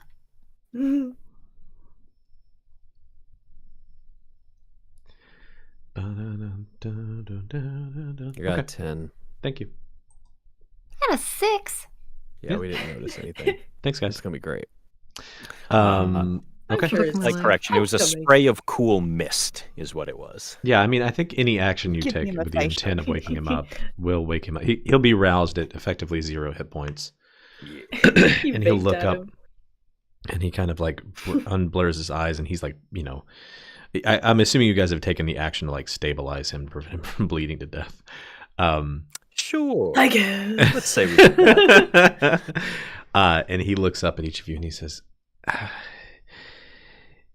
"You should have just killed me." He still, to be fair, he still can't talk. Oh yeah, He is gagged. That's what he tries to say. I feel like he said we should have just killed him, and I'm. Well, it's still on the table. It's still an option. Is it though? What Well, happens they're- in the well? Well, they're standing way over there by the well, Yeah. instead of coming towards a door and moving away towards like leaving. Mhm. I'm going to be observing the only way that I assume that these people can be coming to us. Okay. And just like watching the hole to see if I notice any action or like hear anything like Okay. around. Roll Roll oddly another passive perception aggressive check for for someone who could have just said in character, "Let's all go towards the door." me. Listen, we guys wanted like to a leave. door. You guys stayed. Now we want to stay. You know. But see, Raz doesn't really care enough to tell you guys. He just does what he wants. So. All right, Fair roll, They Alright, were go his ahead. pets. roll an active. If the gerbils want to stay in the He's a cage, it's up to speciesist. them. We have Mushroom Yes, Hitler I am very and much. Razio. Hitler and Razia. Yeah. All right, roll Alright, a roll a perception check for me again because you're actively That's perceiving. only 7. Yeah, great. 7. Cool. You don't hear anything. Yeah. It's actually really quiet. It's weird. Aaron. Ethan. Yes. Can I tell which kind of Goliaths these 3 were? Yes, you can. I'm not going to make you roll for that. The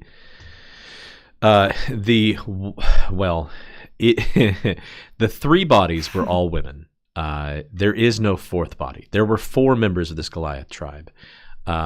You only see 3 dead bodies, and the skin tone is really the only thing that's giving it away. But one of them has a whiter skin tone, like a stormkin would.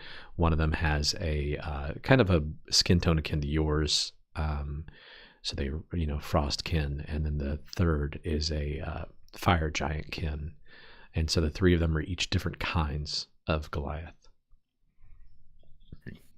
To answer your question, Emmy, of what we should do with these Goliaths, I think if they are traditionalists, they would each want to be cremated and then their ashes used for their elements. So the fire would be placed in a flame, the storm would be let off into the wind, the frost would be put out to sea. If we have the time and we wish to honor them, that may be something to do. However, the only impression I got from them is that they were all kind of dicks, so I'm not But too concerned myself. But there you go. But I mean, shouldn't we do the right thing and, honor the dead?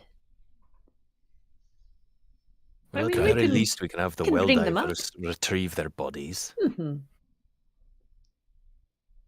All right. It's a good idea. Raz is gonna peek his head back into this room and yell out, "Is it weird that I still don't hear anyone coming from the rescue?" Maybe we should make our way back towards the elevator. Yes, I think that's probably for the best. Making my way down. I'm kind of wondering if that gem might have activated. Which one? Oh, what is that? You Excuse me. see, Oh. stepping out from the shadows and appearing A child. visible, a child. No, it's I'm using generic tokens because we don't have art for it. But this is Bast. You watch him step and effectively like become visible out of a corner, and he says, "What have you done?" Survived. Oh. That's what I was gonna say. I was looking down by where Raz You was. won. I was like, what the fuck? Yeah, he was. You watch as he like steps out of a corner down here and becomes visible as you guys are kind of moving toward the elevator. He has like two daggers drawn in either hand, but as he steps out of the shadows and becomes visible, he tucks them into his sides and stands up straight and looks at each of you and says, "Who is that?"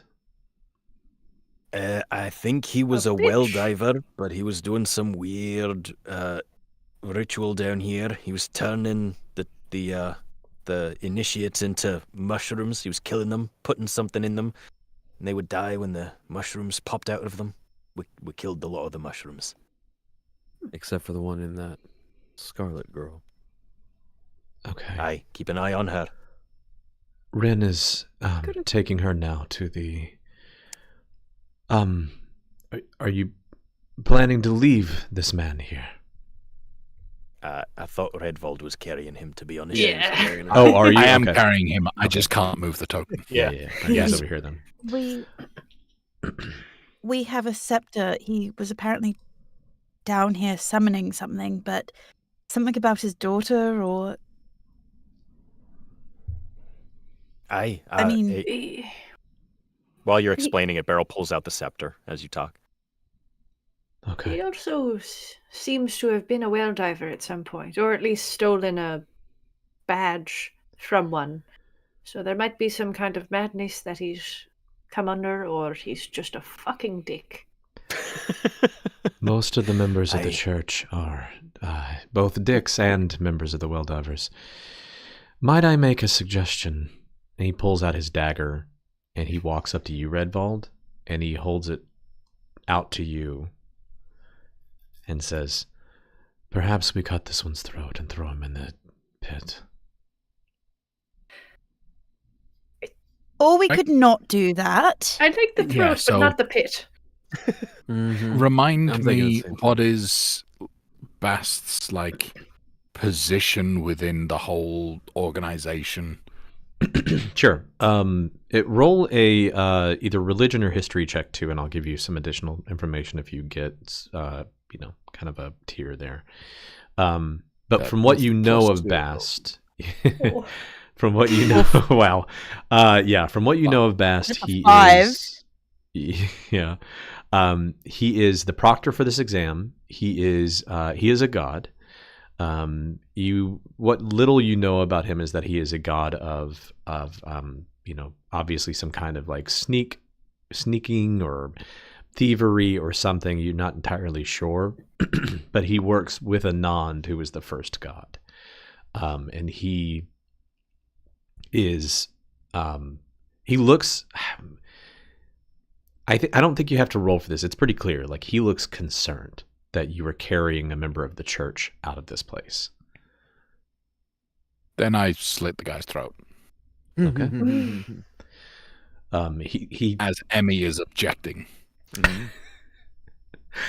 he holds out his hand to take the dagger back. Do you hand it back to him? And I give it back. Yeah, of Okay. course. You watch as he takes the dagger and he like flits his hands and the dagger disappears in his hand and he says, "Best we not have that evidence on us. Likely the same for him." Should I put him down? We're not at I all don't like- concerned about the destroying of evidence. Yes, that was a bit, You know, I if think you're going to- sus, you own as up the to kids it. say, Iris. the use of sassy, I think is what it was called, yes. It was a bit sassy. We have stepped into a problem that I have now caused for each of you. He should not have been here. He was not part of the test. And worse, he appears to be more than just an initiate in the church. I believe he was one of their priests.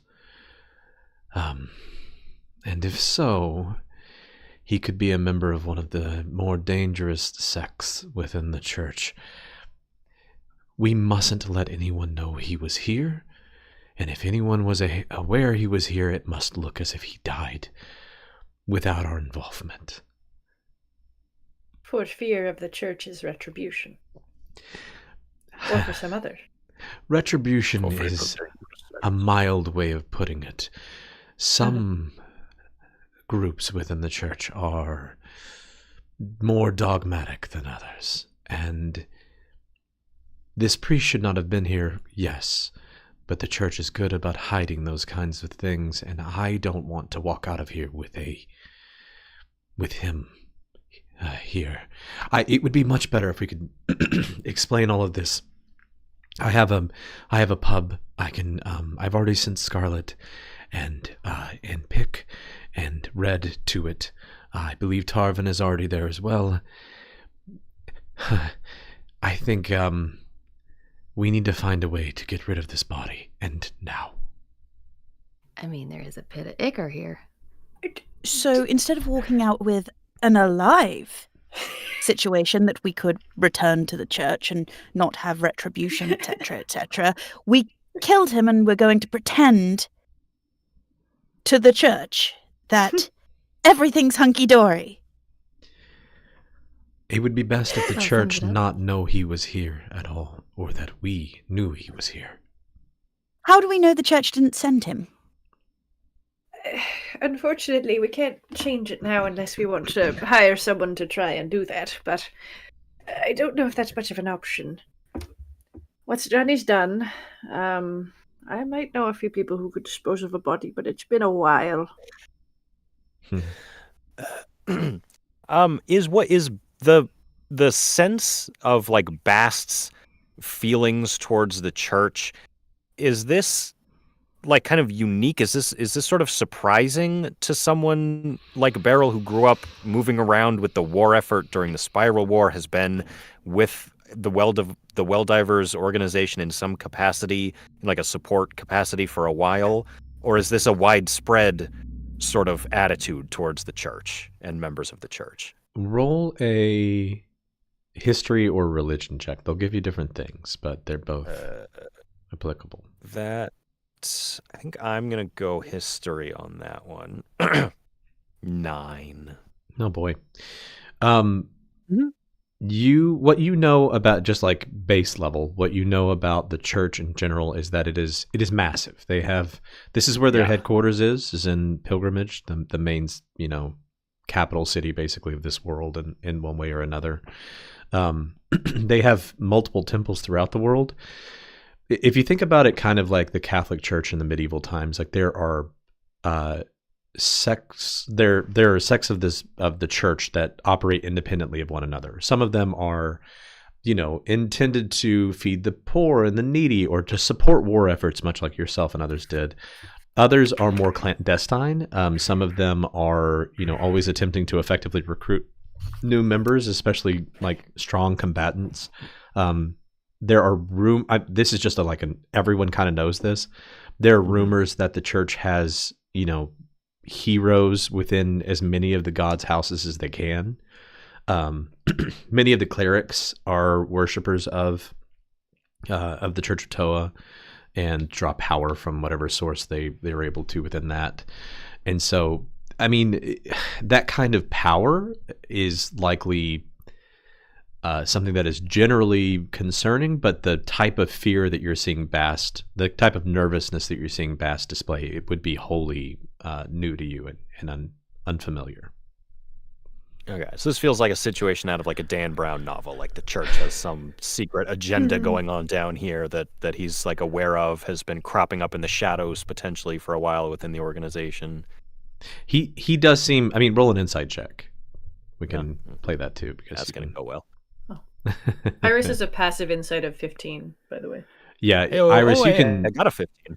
Oh, wow. Okay. Yeah, Oh, the nice. two of you can natively tell, like, he's nervous about this, but he also seems to have some very directed and specific fear around this. It seems like he is concerned for a specific it seems like he may have some insight into what's going on. And what he's trying to explain is he's saying he wants you all to meet him at his pub. Now, you can do whatever you want to do, but he's saying, like, let's get out of here. If any of you have a method of disposing of this body or just leaving it here, let's do so. Do each of you have something of the well has not closed? Do each of you have something to claim? We I have got all chicken the dust. rubies in the scepter here. Chicken dust. Wait a second. I don't. If Bast is concerned about the priest, excuse me. Bless you. If Bast is worried about the priest, I'm fairly certain if this priest is known to be connected to the scepter, taking the scepter out doesn't exactly seem like a very good idea. But He called it his daughter. I did not mean to click that. He did call Gem Boy? Jim Boy? Elementalism from Gem Boy. To cast a little spray of mist anyway. Does Bast like respond in any way or react in any way to the idea of taking the scepter out of the well? Like, because Beryl did indicate, like, I did get, I do have something from the well. Like, I'm holding the scepter. I pointed the rubies in it. Like, yeah, as a matter of fact, whenever you hold up the here. scepter with the rubies, he walks forward and pulls out of like a satchel on his side. Like he has these like satchels down his leg, with like leather straps that go down. He opens one of them, pulls out what appears to be a bronze badge, and he hands it to you and says, "Welcome to the Well Divers. Who else?" Iris Aye. pulls out a mushroom. Thank you. Good enough. Here. And he hands you a bronze badge. Oh, thank you, dear. I walk Redfold over and pulls hand him a out a handful of fungal cockatrice stretcher. dust. The fungal stretcher. He looks down at the fungal stretcher. He looks up at you with... I'm assuming you're still holding the dead body, right? So since we've killed him and we're not bringing the body, we've got to figure out how to dispose of it, I guess. I've been going through the long process of untying all of the knots that were previously on there to hand the rope back to Iris. Thank you, dear. When Red gets done doing that, I want Raz to take the body and just drag it into all the slime of this giant mushroom, because you said that the acid started burning some of his clothes. Yep. So he's just gonna toss the body into that and see if he starts dissolving. Face off. So you throw him like on top of this. I gotta move him into the front. Hang on. Well, like, I assume he was spewing ooze. So I assume it's like all out there, and he's just gonna. Yeah, toss you're throwing it him in on top there. of this mushroom body, right? Yeah, basically. Okay. Mhm. Yeah, I mean, you watch as like the slow process begins of his like armor starts to his clothes start to like melt into the acid of this stuff, and his bandages start to do the same. His weapon doesn't seem to be affected by it. But the Can I rest try of to him grab the is- weapon? Sure. Yeah. Okay. He has a long sword that's kind of shaped like Perfect. a katana, almost like a straight katana. It's very thin. All right. Does it have any unique? And then I'm gonna identifying show it. marks? I'm gonna take the sword. I'm gonna show it to Bask and be like, "This is what I got." But then I'm also gonna pull out, and then I'm gonna pull out the other. What was it that I got? I gotta look at my inventory really quick, see exactly what it was. The cloud scimitar that Beryl gave me earlier. I'm gonna pull out that one in the other hand, and be like, and this one too, and just kind of see if that counts. He looks at you for a second, and he turns back to Redvold and holds out his hand to shake your hand, Redvold. Yep. He shakes your hand as strong as he can compared to your much stronger hands, and he puts into your hand a bronze badge, and he says, "Thank you for not questioning. I understand why many would, but you didn't, and I appreciate that." He turns back to you, Raziel, and he hands you a bronze badge and says, "Well done. But best to, as your friend indicated, perhaps wrap the blade." Is there any material from this guy still? Yeah, he not has like a dissolved? cloak that is actively burning off his body. If you want to like, I'm gonna wrap it take up. the cloak out and use it as the wrap. It's all of his nasty bandages that got unraveled. Ew. Well, that's what I'm So saying. Whatever identifiable. is whatever. I don't There's care a if it's the fungal cloak stretcher or if you want to bandages. use that. No. I'm just saying whatever is like on this guy that's dissolving. I'm gonna use that as the wrap on the blade. Okay. Yeah, you're able to do that. Kaida, what Okay. did you hold out again? I rummage around in my bag and hand him a handful of chicken dust in his outstretched hand and just kind of shrug and then realize I do still have weapons from the other room, from the statues when I stole all their weapons. And so I hand him a pickaxe on top of the chicken dust. Amazing. He looks down at the chicken dust and now the pickaxe on top of it, and he goes, "Right. Okay." And he reaches in, hands you a bronze badge, and then just like wipes his hand down his pants like, ugh. Okay. And you can take the pickaxe back. He doesn't want to keep it. Fantastic. Emmy, I believe you're the last one. He looks over at you. Emmy realizes in the bout of everything that happened with the rubies and whatnot that turned to goo, she has nothing. And whisper out of the side of my mouth, chicken dust. I don't even have chicken dust. What I about mean, that piece of A paper couple you of had chickens that had melted in your the- pack. There's probably something left of them. She had that Also- one stained paper. Remember? There's. You from can the also melting. hoist a body of any of the things we've killed in this room. You can get Mushroom Hitler. I chop a piece off Wait, for you. Rhodey did mention that I did something with paper, and I didn't make a. Did I make a note of it? You were trying to clean your stuff off, and you had a piece of paper that got stained. by the Specimen When the glue. sample. chicken melted in your pack, it left like a rubbing of itself, like a diagram on the paper. Sure, that is correct. Thank you. Thank you for remembering. I'm looking back through my notes, but I believe you are right.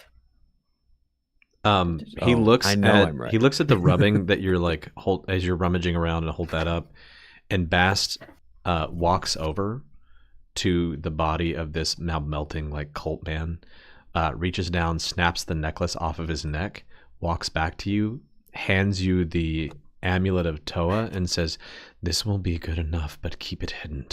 I have to obey the rules before you leave. It's a stupid condition that was placed by the lore master, but each of you pass. Here's your bronze badge. Just hold this, and as soon as you get out of here, find a place to ditch it, okay?" Fine. It does seem risky.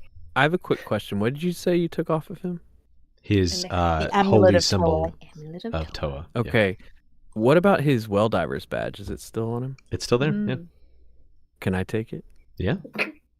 Okay, I'm gonna take that. Get then. silver access. I was gonna say it's a higher level than what we are, so if we're Um, well divers, I'm gonna take that and see if I can use it. Okay. Yeah. All right. As he is looking around, he pulls another thing out of one of his little pockets on his legs, and it looks like a small little like cat figurine. And he holds it up in front of his face, and he says, "Ren, can you hear me?" And you see the cat figurine come to life, and it says, "Hey, boss. Yeah, I was just making sure everybody's headed over to the pub. We have bad news.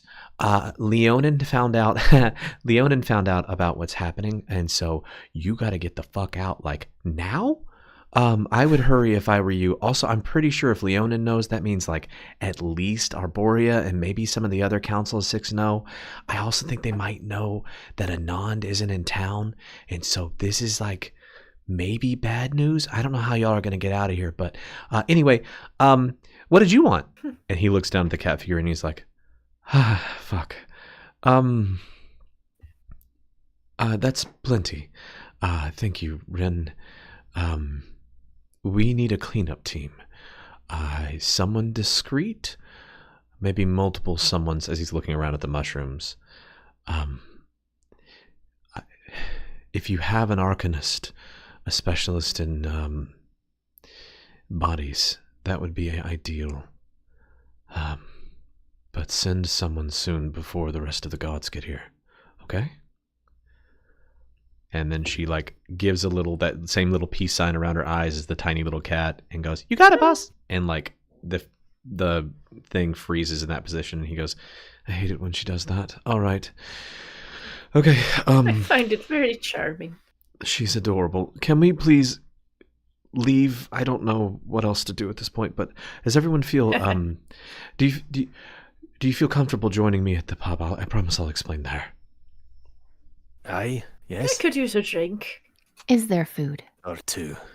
I'll make sure you have food in bed. For now. Is there a bath? I'm still a little covered in He looks you up and down and says, "Yes, for you, absolutely. There will be a bath somewhere. We'll figure it out." Right? Raz, Garnet Yes. hovers out of Beryl's beard again and sprays you down with a very small little mist of cool water. Amazing. Raz gets a little alerted and like confused and like defensive, and then just kind of like looks over at you and goes, "Did your gym thing just pee on me?" No, it's clean water, you daft man. He's trying to clean you up. It's not his fault he can't produce that much water. And then he just takes it and he just nods and lets it happen. Trying to clean him slowly with a water pistol's amount of water. Yeah, pretty much. Amazing. Right? Who wants to race to the top? And then Irish just takes off. Don't fall. We can't deal with you breaking your hip again. Try Beryl's and beat me, young one. Yeah, Beryl's like, "Don't fall for it. She'll beat you every time." As each of you begin walking out, Bast walks toward this wall, and he turns his back to it, and he says, "All right, I will meet you at the top. Oh, quickly, I was never here. Do you understand?" And as soon as he says that, a hole in the wall starts to open that looks like a large cat mouth that like forms with big ears and a tiny little mouth. And she goes, "Ready, Wash!" And he falls him backward. And he goes, "I fucking hate this." And he falls him backwards. And she goes, "Yum. I love this part. This is my favorite thing that I could do." He hates it so much. Anyway, I'll see you guys out there. I'm Ren, by the way. And the little thing, like the giant mouth portal thing, like keeps moving as she talks. And then it like goes back to being a wall as he disappears through the wall. Oh my god. I feel like Iris missed all of that. She's like, "Are you coming?" He's just gone. Yeah, and Beryl's like speed walking after her, but not that fast. He's definitely not trying to race her. Emmy, what are you Who doing? wants to check out the portal on the level above? I want to go home, Beryl. I'm watching where he disappeared through. My eyes narrowed. Very concerned because at the moment I can't actually hear my normal bits of advice and everything, but something about this doesn't sit right with me. But I do slowly follow the rest of the group. Okay. Come on, Emmy. All right. Well, we are going to end pretty close to here. As you guys are ascending, do you want to do anything on the way out? You have to go back through the tunnel with all the chickens. There, as a reminder, there is that portal, that portal there, which I'll take you to that map real quick just so you can see in case you would like to do something on it. There is no danger here. I'm not going to surprise you. But this is, effectively where you guys are if you would like to do something. I mean, Beryl mentioned the portal, but Beryl's also feeling probably a little more chipper than most of the rest of you because other than the chaos of the scepter, nothing bad really happened to him during that fight. Like, he didn't get hurt or hit at all. So he's feeling pretty good. So he mentioned the portal, but if no one takes him up on it, he's not going to go by himself. Okay. I need food and a short rest. I'm sorry, busting Beryl. ass out. Maybe we'll come back another time. Well, Or you want to go stick your hand in real quick and then put it right out and then we'll go. Sounds like a good way to lose a hand. It does, but nothing ventured, nothing gained. We could stand. Would go with him. maybe just Ever a quick- curious. Okay. All right. And May, do you want to come with? Sure. Iris. I can't leave Beryl. I was gonna say it's your friend. Which way are you going? Us told us to get out of here. That is true. Well, we're just a quick quick peek. Beryl reaches his hand through the portal. Oh my god. Okay, Well, so can you see Beryl, let anything? me ask which side, because the first thing you notice about this portal is that there is what looks like a large. It's like a piton, like a large nail, a large like a tent spike jammed right in the middle of this portal. And on one half of it, you see purple light, and on the other half, you see green. Which end do you put your hand in? The purple. Okay. As you put your hand into the purple, it feels cold on the other side. Very, very cold. Emmy, are you taking notes? I the am. purple side feels cold. Is it like write frigid, notes of that. freezing, like It's- below zero cold, or It's more like Just chilly. like cold enough that there would be like maybe snow or ice, but not that your like skin begins to freeze or anything. Okay, yeah. So he conveys that to Emmy in as much detail as he can. All right, he I'm pulls taking it back notes. through. Okay. Yeah, your hand is still there. All right, I'll reach through the green. Okay. As you do, it feels warmer. You can feel the sun hit your hand as you push it through, and it just feels more temperate. All right, this one's temperate, a little warmer. This is kind of cozy, actually. He's gonna push his head through. Okay, to the green one? Yeah. Okay. As you put your head through, what you see is what appears to be a large field. I have to look at it. Hang on. I want Raz to be like letting Kaida and Redvold know. The dwarf just stuck his head through the portal. We should be careful. Did he not learn his We might lesson need after help. teleporting all over earlier? When you look through, you see. I wonder if I could just put Beryl on this map. No, I can't just put Beryl on this map. You can actually do that. If you can? drag, where my nameplate is, if you drag my nameplate onto the page, I think that's how you do it, Onto the right? page alone, yeah. That's cool. I didn't know I could do that. Can you see this, Beryl? No, nothing's changed for me. I just pulled your nameplate up here. Didn't do nothing. Didn't Oh, well. do shit. Where there's, yeah. Just go ahead. DM him the picture of it. I mean, I can describe it, I think, pretty sufficiently. When you look through the green portal, you see grass and like an old kind of cobblestoned pathway, and all around you, you see large, like 15, 20 foot tall mushrooms that almost are kind of the size of small houses. You see a small rope bridge, and then as you look in the direction of it, you see a few small humanoid-sized mushrooms that look very similar to the one that you saw laying on the table before. And it looks like a small mushroom village. Yeah, he'll pull his head back through, describe everything that he saw to Emmy. Did it look like it was above ground, or was it still underground? It looked like it was above ground. Yeah. Okay. Yeah, he'll talk to Emmy. I think I got a. No, I don't remember. Did any of us do detect magic on this before? No, not on this portal. I don't You guys think didn't so. interact with it. Yeah, I'm not gonna. However, Yeah. Do you have it as an action? When Beryl says that it's warm and sunny and stuff on the other side as I take notes, Emmy's going to stand next to him and also, like, put her head through Okay. I'm just gonna into the sunlight. move you guys over to this for a second. Can y'all see this? Precious. To go there. It's a little mushroom village. It's a Hey, small wait! little You mushroom. got some of the guys like the one that was on the table. Yeah, that's he what he explained that. That's why I was like, that's when I pulled my head back out and was like, I don't think I want to go in there. So you can see. Wait, what Ethan, your microphone's getting all staticky. Okay, I mean, does we're it already stop over it? time. We should end. It's okay. We gotta get above ground. I swear to God. Yeah, I know. I don't want to keep doing this for long. Well, sorry if I'm getting static, y'all.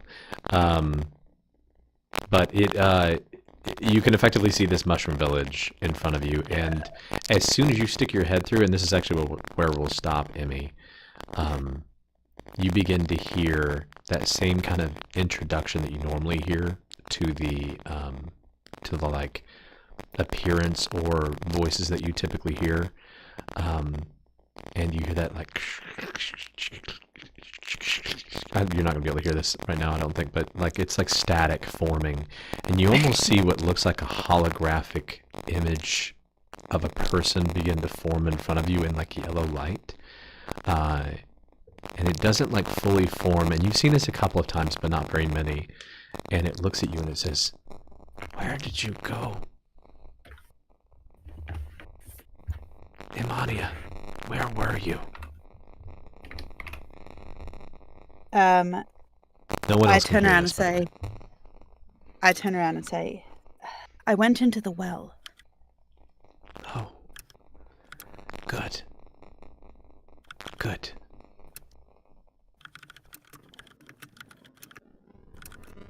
I think Iris would probably grab both of them by their belt loops and pull them back at this point. Because she doesn't know if they're drowning, if they're stuck, if they're... She's like, alright! And yank them. Yeah. Okay. All right, let's go. Yeah, everyone's sane, everyone's still good.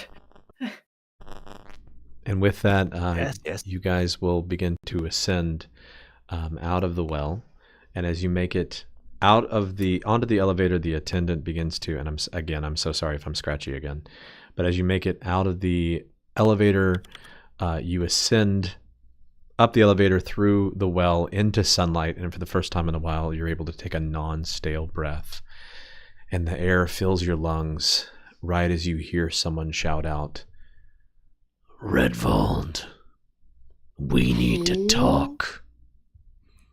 And before you, about 30 or 40 feet away, you see a 10-foot tall man who appears to be a lion-headed beast of a man with a breastplate on that has a flame effect around the neck of his breastplate. And Redvold, he looks you directly into the eyes, down from his perspective because he is so very tall. And he points at you with one of his large paws and says, "Come." Yes, sir. And that And is where we'll... Oh, go ahead. Reverence, I follow, head tilted down a little bit, I guess. Okay. And that is where we will pick up next time. Yay. Wow. The surface, yay! Ba-da-ba-ba-ba-ba. I'm going to reset my mic real quick since we're past recording anyway. You're actually No, not no, crackling you're good. anymore. Yeah, I'm it's not? It's You're fine. good now. I Yeah. think It I was figured out... perfect. Okay, I think I figured out a way The to whole fix time it. you were saying it was crackling, and then it stopped when you were done. Oh man! So what I did is I took your advice. I keep wanting to call you by your character's name, but my brain won't work. Help me, God, Jesus, fucking Christ! No, hang on. My brain needs to do this. It's important that I be able to know people's names because I know who you are as people. Rhodey, I'm sorry. It was you I was thinking of. So I did a hard mute on my stream stream deck, and doing that I think fixed the crackle. So I think I've found a solution to do that. Nice. That's good. Well, damn, I would have illustrated more, but you guys get a good breath of fresh air. You're able to step outside. You don't see Bast or any of the other people, but they've told you where to go, which was his pub, and I'll explain what that looks like and things like that when we get to it. But yeah, Redvold found a very tall lion friend who wants to talk to him. Lucky. Fascinating. Mhm. I imagine is that- Beryl. Oh, go ahead, please. I was just going to ask, and you don't have to answer this, but is that my god? It is. Oh, Oh my. Yeah. What? My To God. receive a boon, you have to physically be touched by the god, and so you have seen him only one other time, which is when he bestowed that boon on you. And I think, I'm not gonna. There's no reason to be cagey about this, but that's his name is Leonin. He is one of the 6 primary deities, and he is the biggest house of all gods. Well, yeah, because he's gigantic. I mean, 10 feet for a god. I don't know. there's no way my character could have a 3-foot tall god. So That would be the best. It would have been pretty great if I'd had him come up like hey, sweet Kick him in the cheeks, shin. like smack you on the ass. Come on, we got business to attend to, and like. You know. Oh my gosh. Jesus. also, The boon mark is on the ass cheek. Just a handprint on his ass. Yes, sir. I'll follow you wherever you. Yeah, that'd be great. I was gonna say I mentioned Beryl Clearly and a Emmy. posterior person. I imagine Beryl and Emmy are like kind of comparing notes or going over their notes as they walk back to the surface with everybody else, like some kind of probably conjuration magic, some kind of bifurcated teleport. As Beryl's kind of saying this, well, yes, Emmy is sharing notes and stuff, she does seem distracted. Mm-hmm. Yeah, that will continue to happen, and we'll honest. come back to that. By the way, I have stopped recording, y'all. Oh, that's fine. Oh, all right. I wasn't sure if we were done yet. Yeah, I mean, Yeah. we're technically way past time, so I was going to try to end We're us on way the over. like meeting Leonin and all of that. Okay. So we'll Yeah. end around there. Yeah. But yeah, you'll keep having Emmy. Okay. You'll continue to have that conversation when we come back too. And Yeah, I figured that. I want to was have gonna some be the mercy on case. Marie. She's been awake for how many hours? am 10, I was She's just way gonna say, past I that time. 20. love y'all, but I have to be up at 4:30, and I have to do math when I get Oh. up. That's Oh my the God. worst. Why? So What a I'm gonna peace out, nerd. but it was a lot of fun tonight, guys. Bye, Marie. It was fun. Thanks, Bye, Marie. Marie. Good night. Glad you Y'all didn't get get some beat up. night. Chad. I hope my computer is okay. I really don't want to have to buy Yeah. a new computer. God. I would, if I were you, I would She's just check fine. your cable, the signal. It's not it's a laptop, so it's Laptop just screen. connected. Oh, Yeah, that's why I'm then concerned. yeah, you might want to get it. I'm gonna reset it as soon as we're done. By the way, we're still streaming. I haven't cut that yet, so whenever we want to like Ooh. figure we're doing our Hello. unwind. Yeah, there's some stuff that I really want to like investigate with the stuff that I've gotten. All your cool swords. Yeah, I know. I'm Two realizing I'm cool like, I have one swords. long sword that I came in with. Now I have a new long sword that's like a katana. I have a scimitar. I'm like, all right, I gotta figure out my list of attacks now and stuff is getting long. Kaida has I the gotta most figure out which weapons one. currently, to be fair. I know 'cause you took over all that stuff. But I just want to know because it's specifically a cloud scimitar. I'm gonna have to investigate that and see. Mhm. But with the sword that I grabbed, the covering with the cloth, is that more of see. like a sheath, like to hide it, or is that like Um, a permanent You know fixture when, of the like- sword to hide its identity?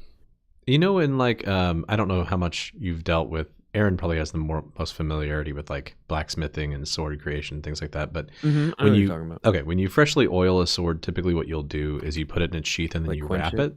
Yeah. Oh yeah. Once okay. it's like freshly cleaned, and you use like burnt seed oil or whatever. I apologize for the sneezes, man. You're I fine. can't even hear him. Yeah, it cuts Yeah, out. but most I'll of get to them. hear him later, so it'll be great.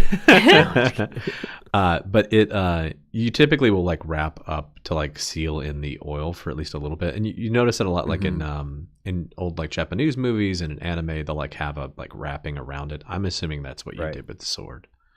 Mm-hmm. Yeah, I just took the cloth. I even put as in the note around that one is that it's wrapped in ragged cloths, Okay. and so it's just like. But I wanted to know if it was like just to hide it, if it was like a permanent kind of fixture that you were expecting it to have. I didn't know. I mean, I can't imagine how it would be permanent unless you somehow did shibari knots to it for some reason. Right. But yeah, I just It's a didn't know. recurring theme tonight. We had a very Red Bolt will happily teach you if you need.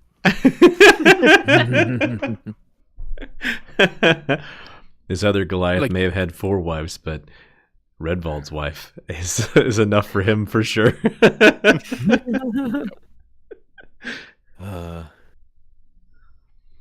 I'm impressed that we actually I'm actually impressed with how well we took the fight, but that we actually made it out of the well. Yes, I'm very proud of us for getting I'm out. just gonna say, I'm a little dark on y'all because you just straight up killed a man. That's I why I didn't- asked I was Emmy gonna say, afterward. I was that was- like, No, you were way Very too okay with it though, and looting his dead body. Hey, See, I was okay with killing him. I think we should have done it earlier, just to make sure yeah, that I nothing would've had killed him in gotten the out. first place. That's why. I Well, didn't- no, But- the question is now the issue we have now is though we have no answers, and Mhm. Bast, a god of trickery and deception, is like, no, don't worry about this. Don't ask questions. As soon as he told us to kill him, I didn't want to, but before then I was full set, like, yeah, we should end I this was guy. the exact same way, and then once it was done, I was like, all right, fine, let's get rid of Well- the evidence because it ain't gonna help us. I love the mix of like, because I could feel that you guys wanted to kill him, and then you weren't going to, and I, again, I'm more playing the character than trying to like lead you guys down a direct Right. plot or anything. But Redvald just being like, "Yep, is I the know. most perfect character thing for him. Yeah. I was just like, Yeah. I get why he would do it. Yeah, okay. Yep, you said to. God told you to do it, and he's like, Yeah. okay. The guy in charge. Yeah. He The one runs we're the going to be thing. working for. Yeah, I understand. When Yeah, when I we're a don't bit see this being a stronger, we problem can for us start later. fighting against what the gods want. But for now, when they could kill us with a flick, When Can when they, you clarified Take on it's Bast. like his position, like in this whole thing, and then it was basically he's like second in command, and right now he's technically first He's in assistant command manager. because the main guy's not here. Assistant And to you were the just like, manager. Okay, I was like, I get it. Yeah, now the boss is telling you to do something, and so you're gonna do it. It's like, Yeah. I get it. and just to clarify, like positioning here too, the Council of Six, the primary six deities, they are the most like of the like there are these different power groups, obviously the church, and then each of these Mhm. different countries have their own governance and things like that. But the Council of Six is another like major power bit. Bast is not a member of that. He is on the Council of 12, which is the effectively like the two. Each of the primary gods created two gods underneath them that then created two gods Like underneath them, and so subclass. on and so forth. Yeah. It's a There are pyramid. thousands scheme. of them. Yeah, basically a giant pyramid. And so he is one of the two that Anand created.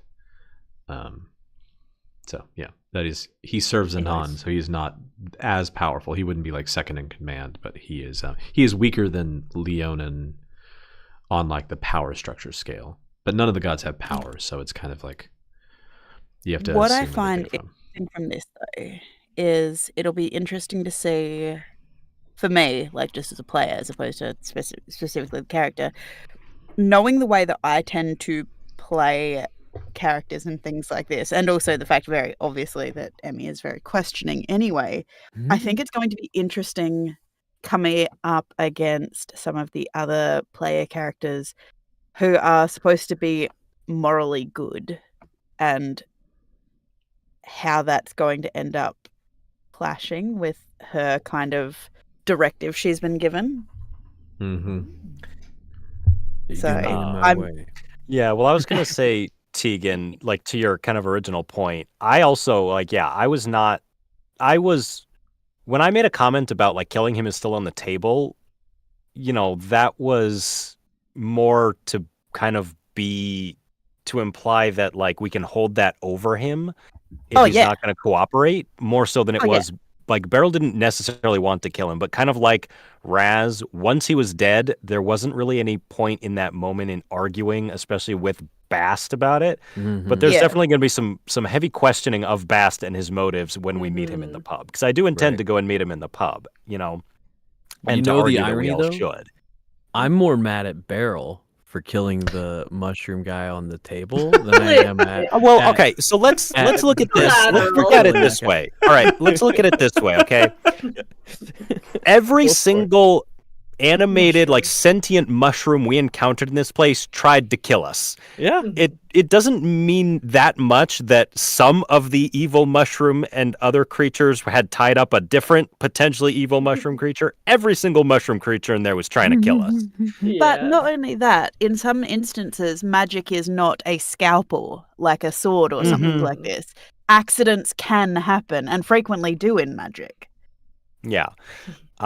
He's I as a player, I definitely forgot. He is. I love that. I definitely forgot that he was described as being chained up on that altar. I thought he was just chilling there like the rest of them. And so yeah, I as a player positioned Beryl to make sure he got caught in the cone. But like Emmy said, it could very much be that he just ran up there, blasted, and like more targets than he intended got caught in it. But he wasn't trying to avoid that guy because like every single mushroom in there was trying to kill us. I had no reason to think that one was different. And it's also, exactly. It's worth noting too, I think, to Emmy's point, I think is going to be fun to play out. We've talked about how this world is very pragmatic, right? Like this is a world that everybody from everywhere on every plane came together and had to figure out how to both survive with limited resources, with maybe not being the best fits in this world, with some species, some types of creatures already being here who may have felt like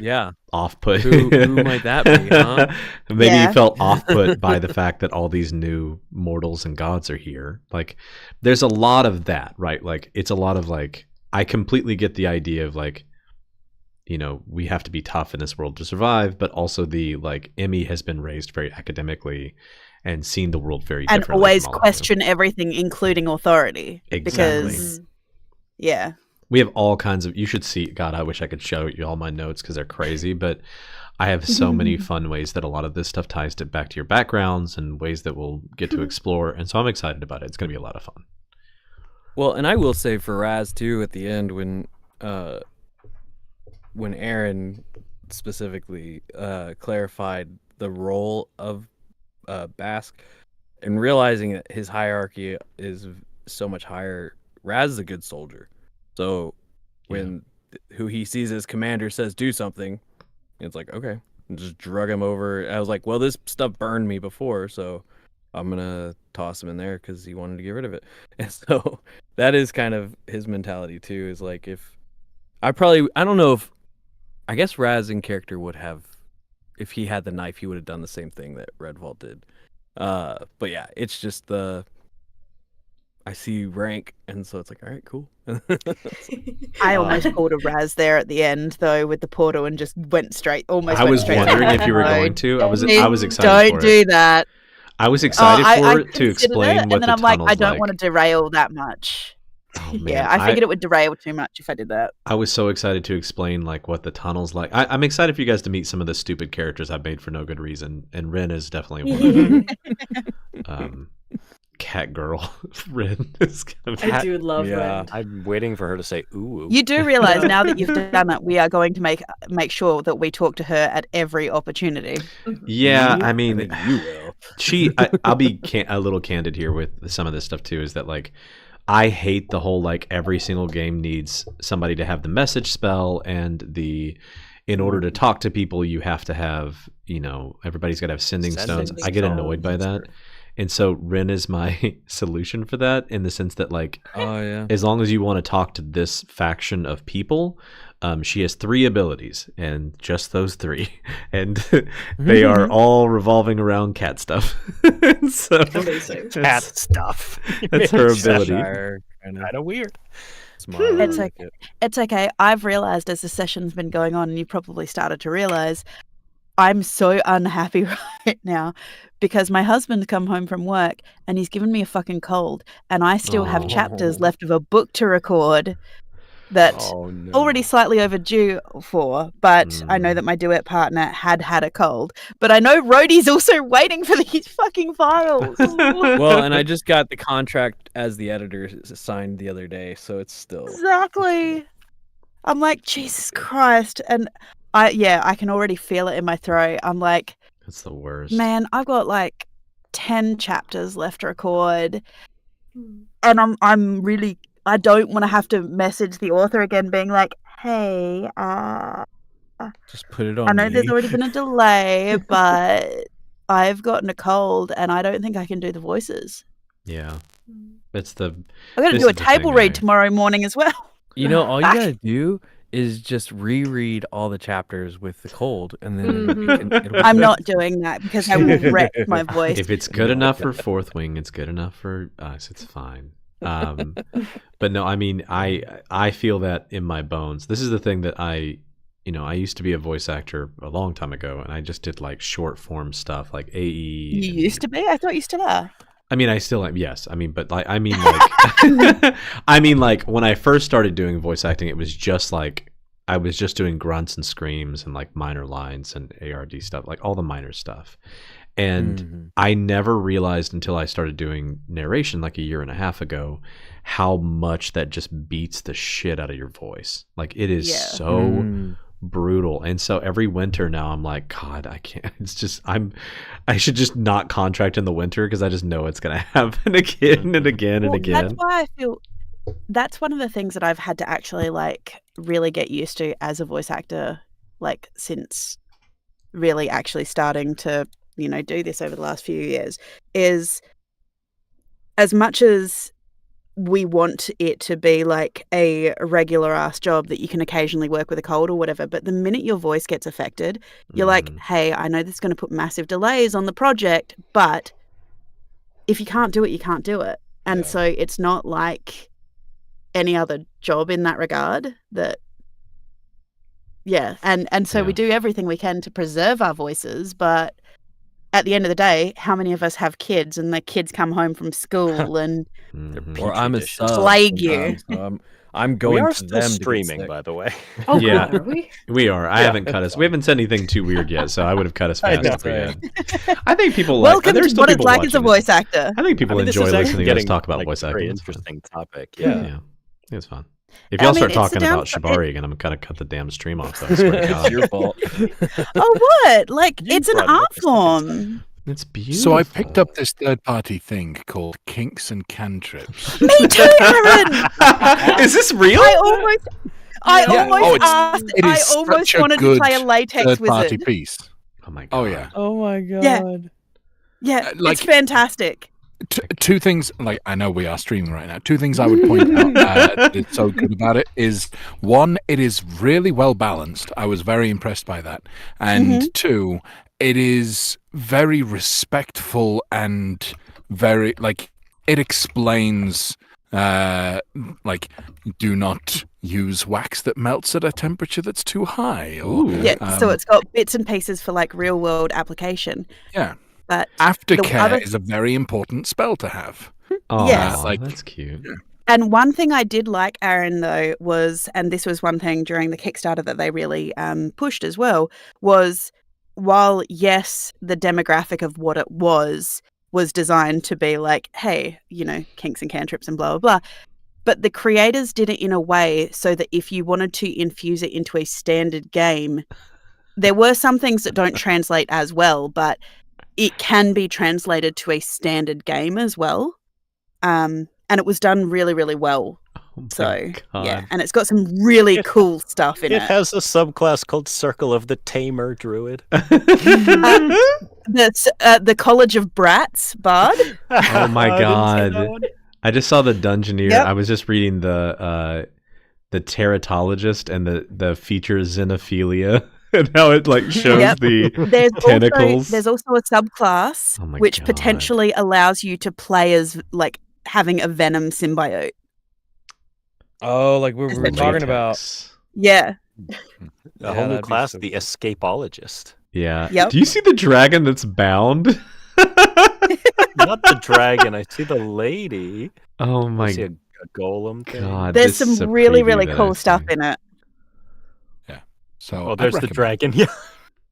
Now, thanks to Aaron, Ethan's going to cancel this campaign. We're just going to start a new one. Yeah, sorry, He's not buddy, gonna we're cancel. playing. No, just we gonna just meld start it in. infusing it in. Everybody now Bast is gonna get a much lower voice and he's gonna start being like, all right, everyone, come on into the Well, the best part is by having the pub is College gonna of be Brats, at least Oh we my know God. now if we ever run into Brat God, Cat God's acolytes, they're going to be a College of Brats bard. That's right.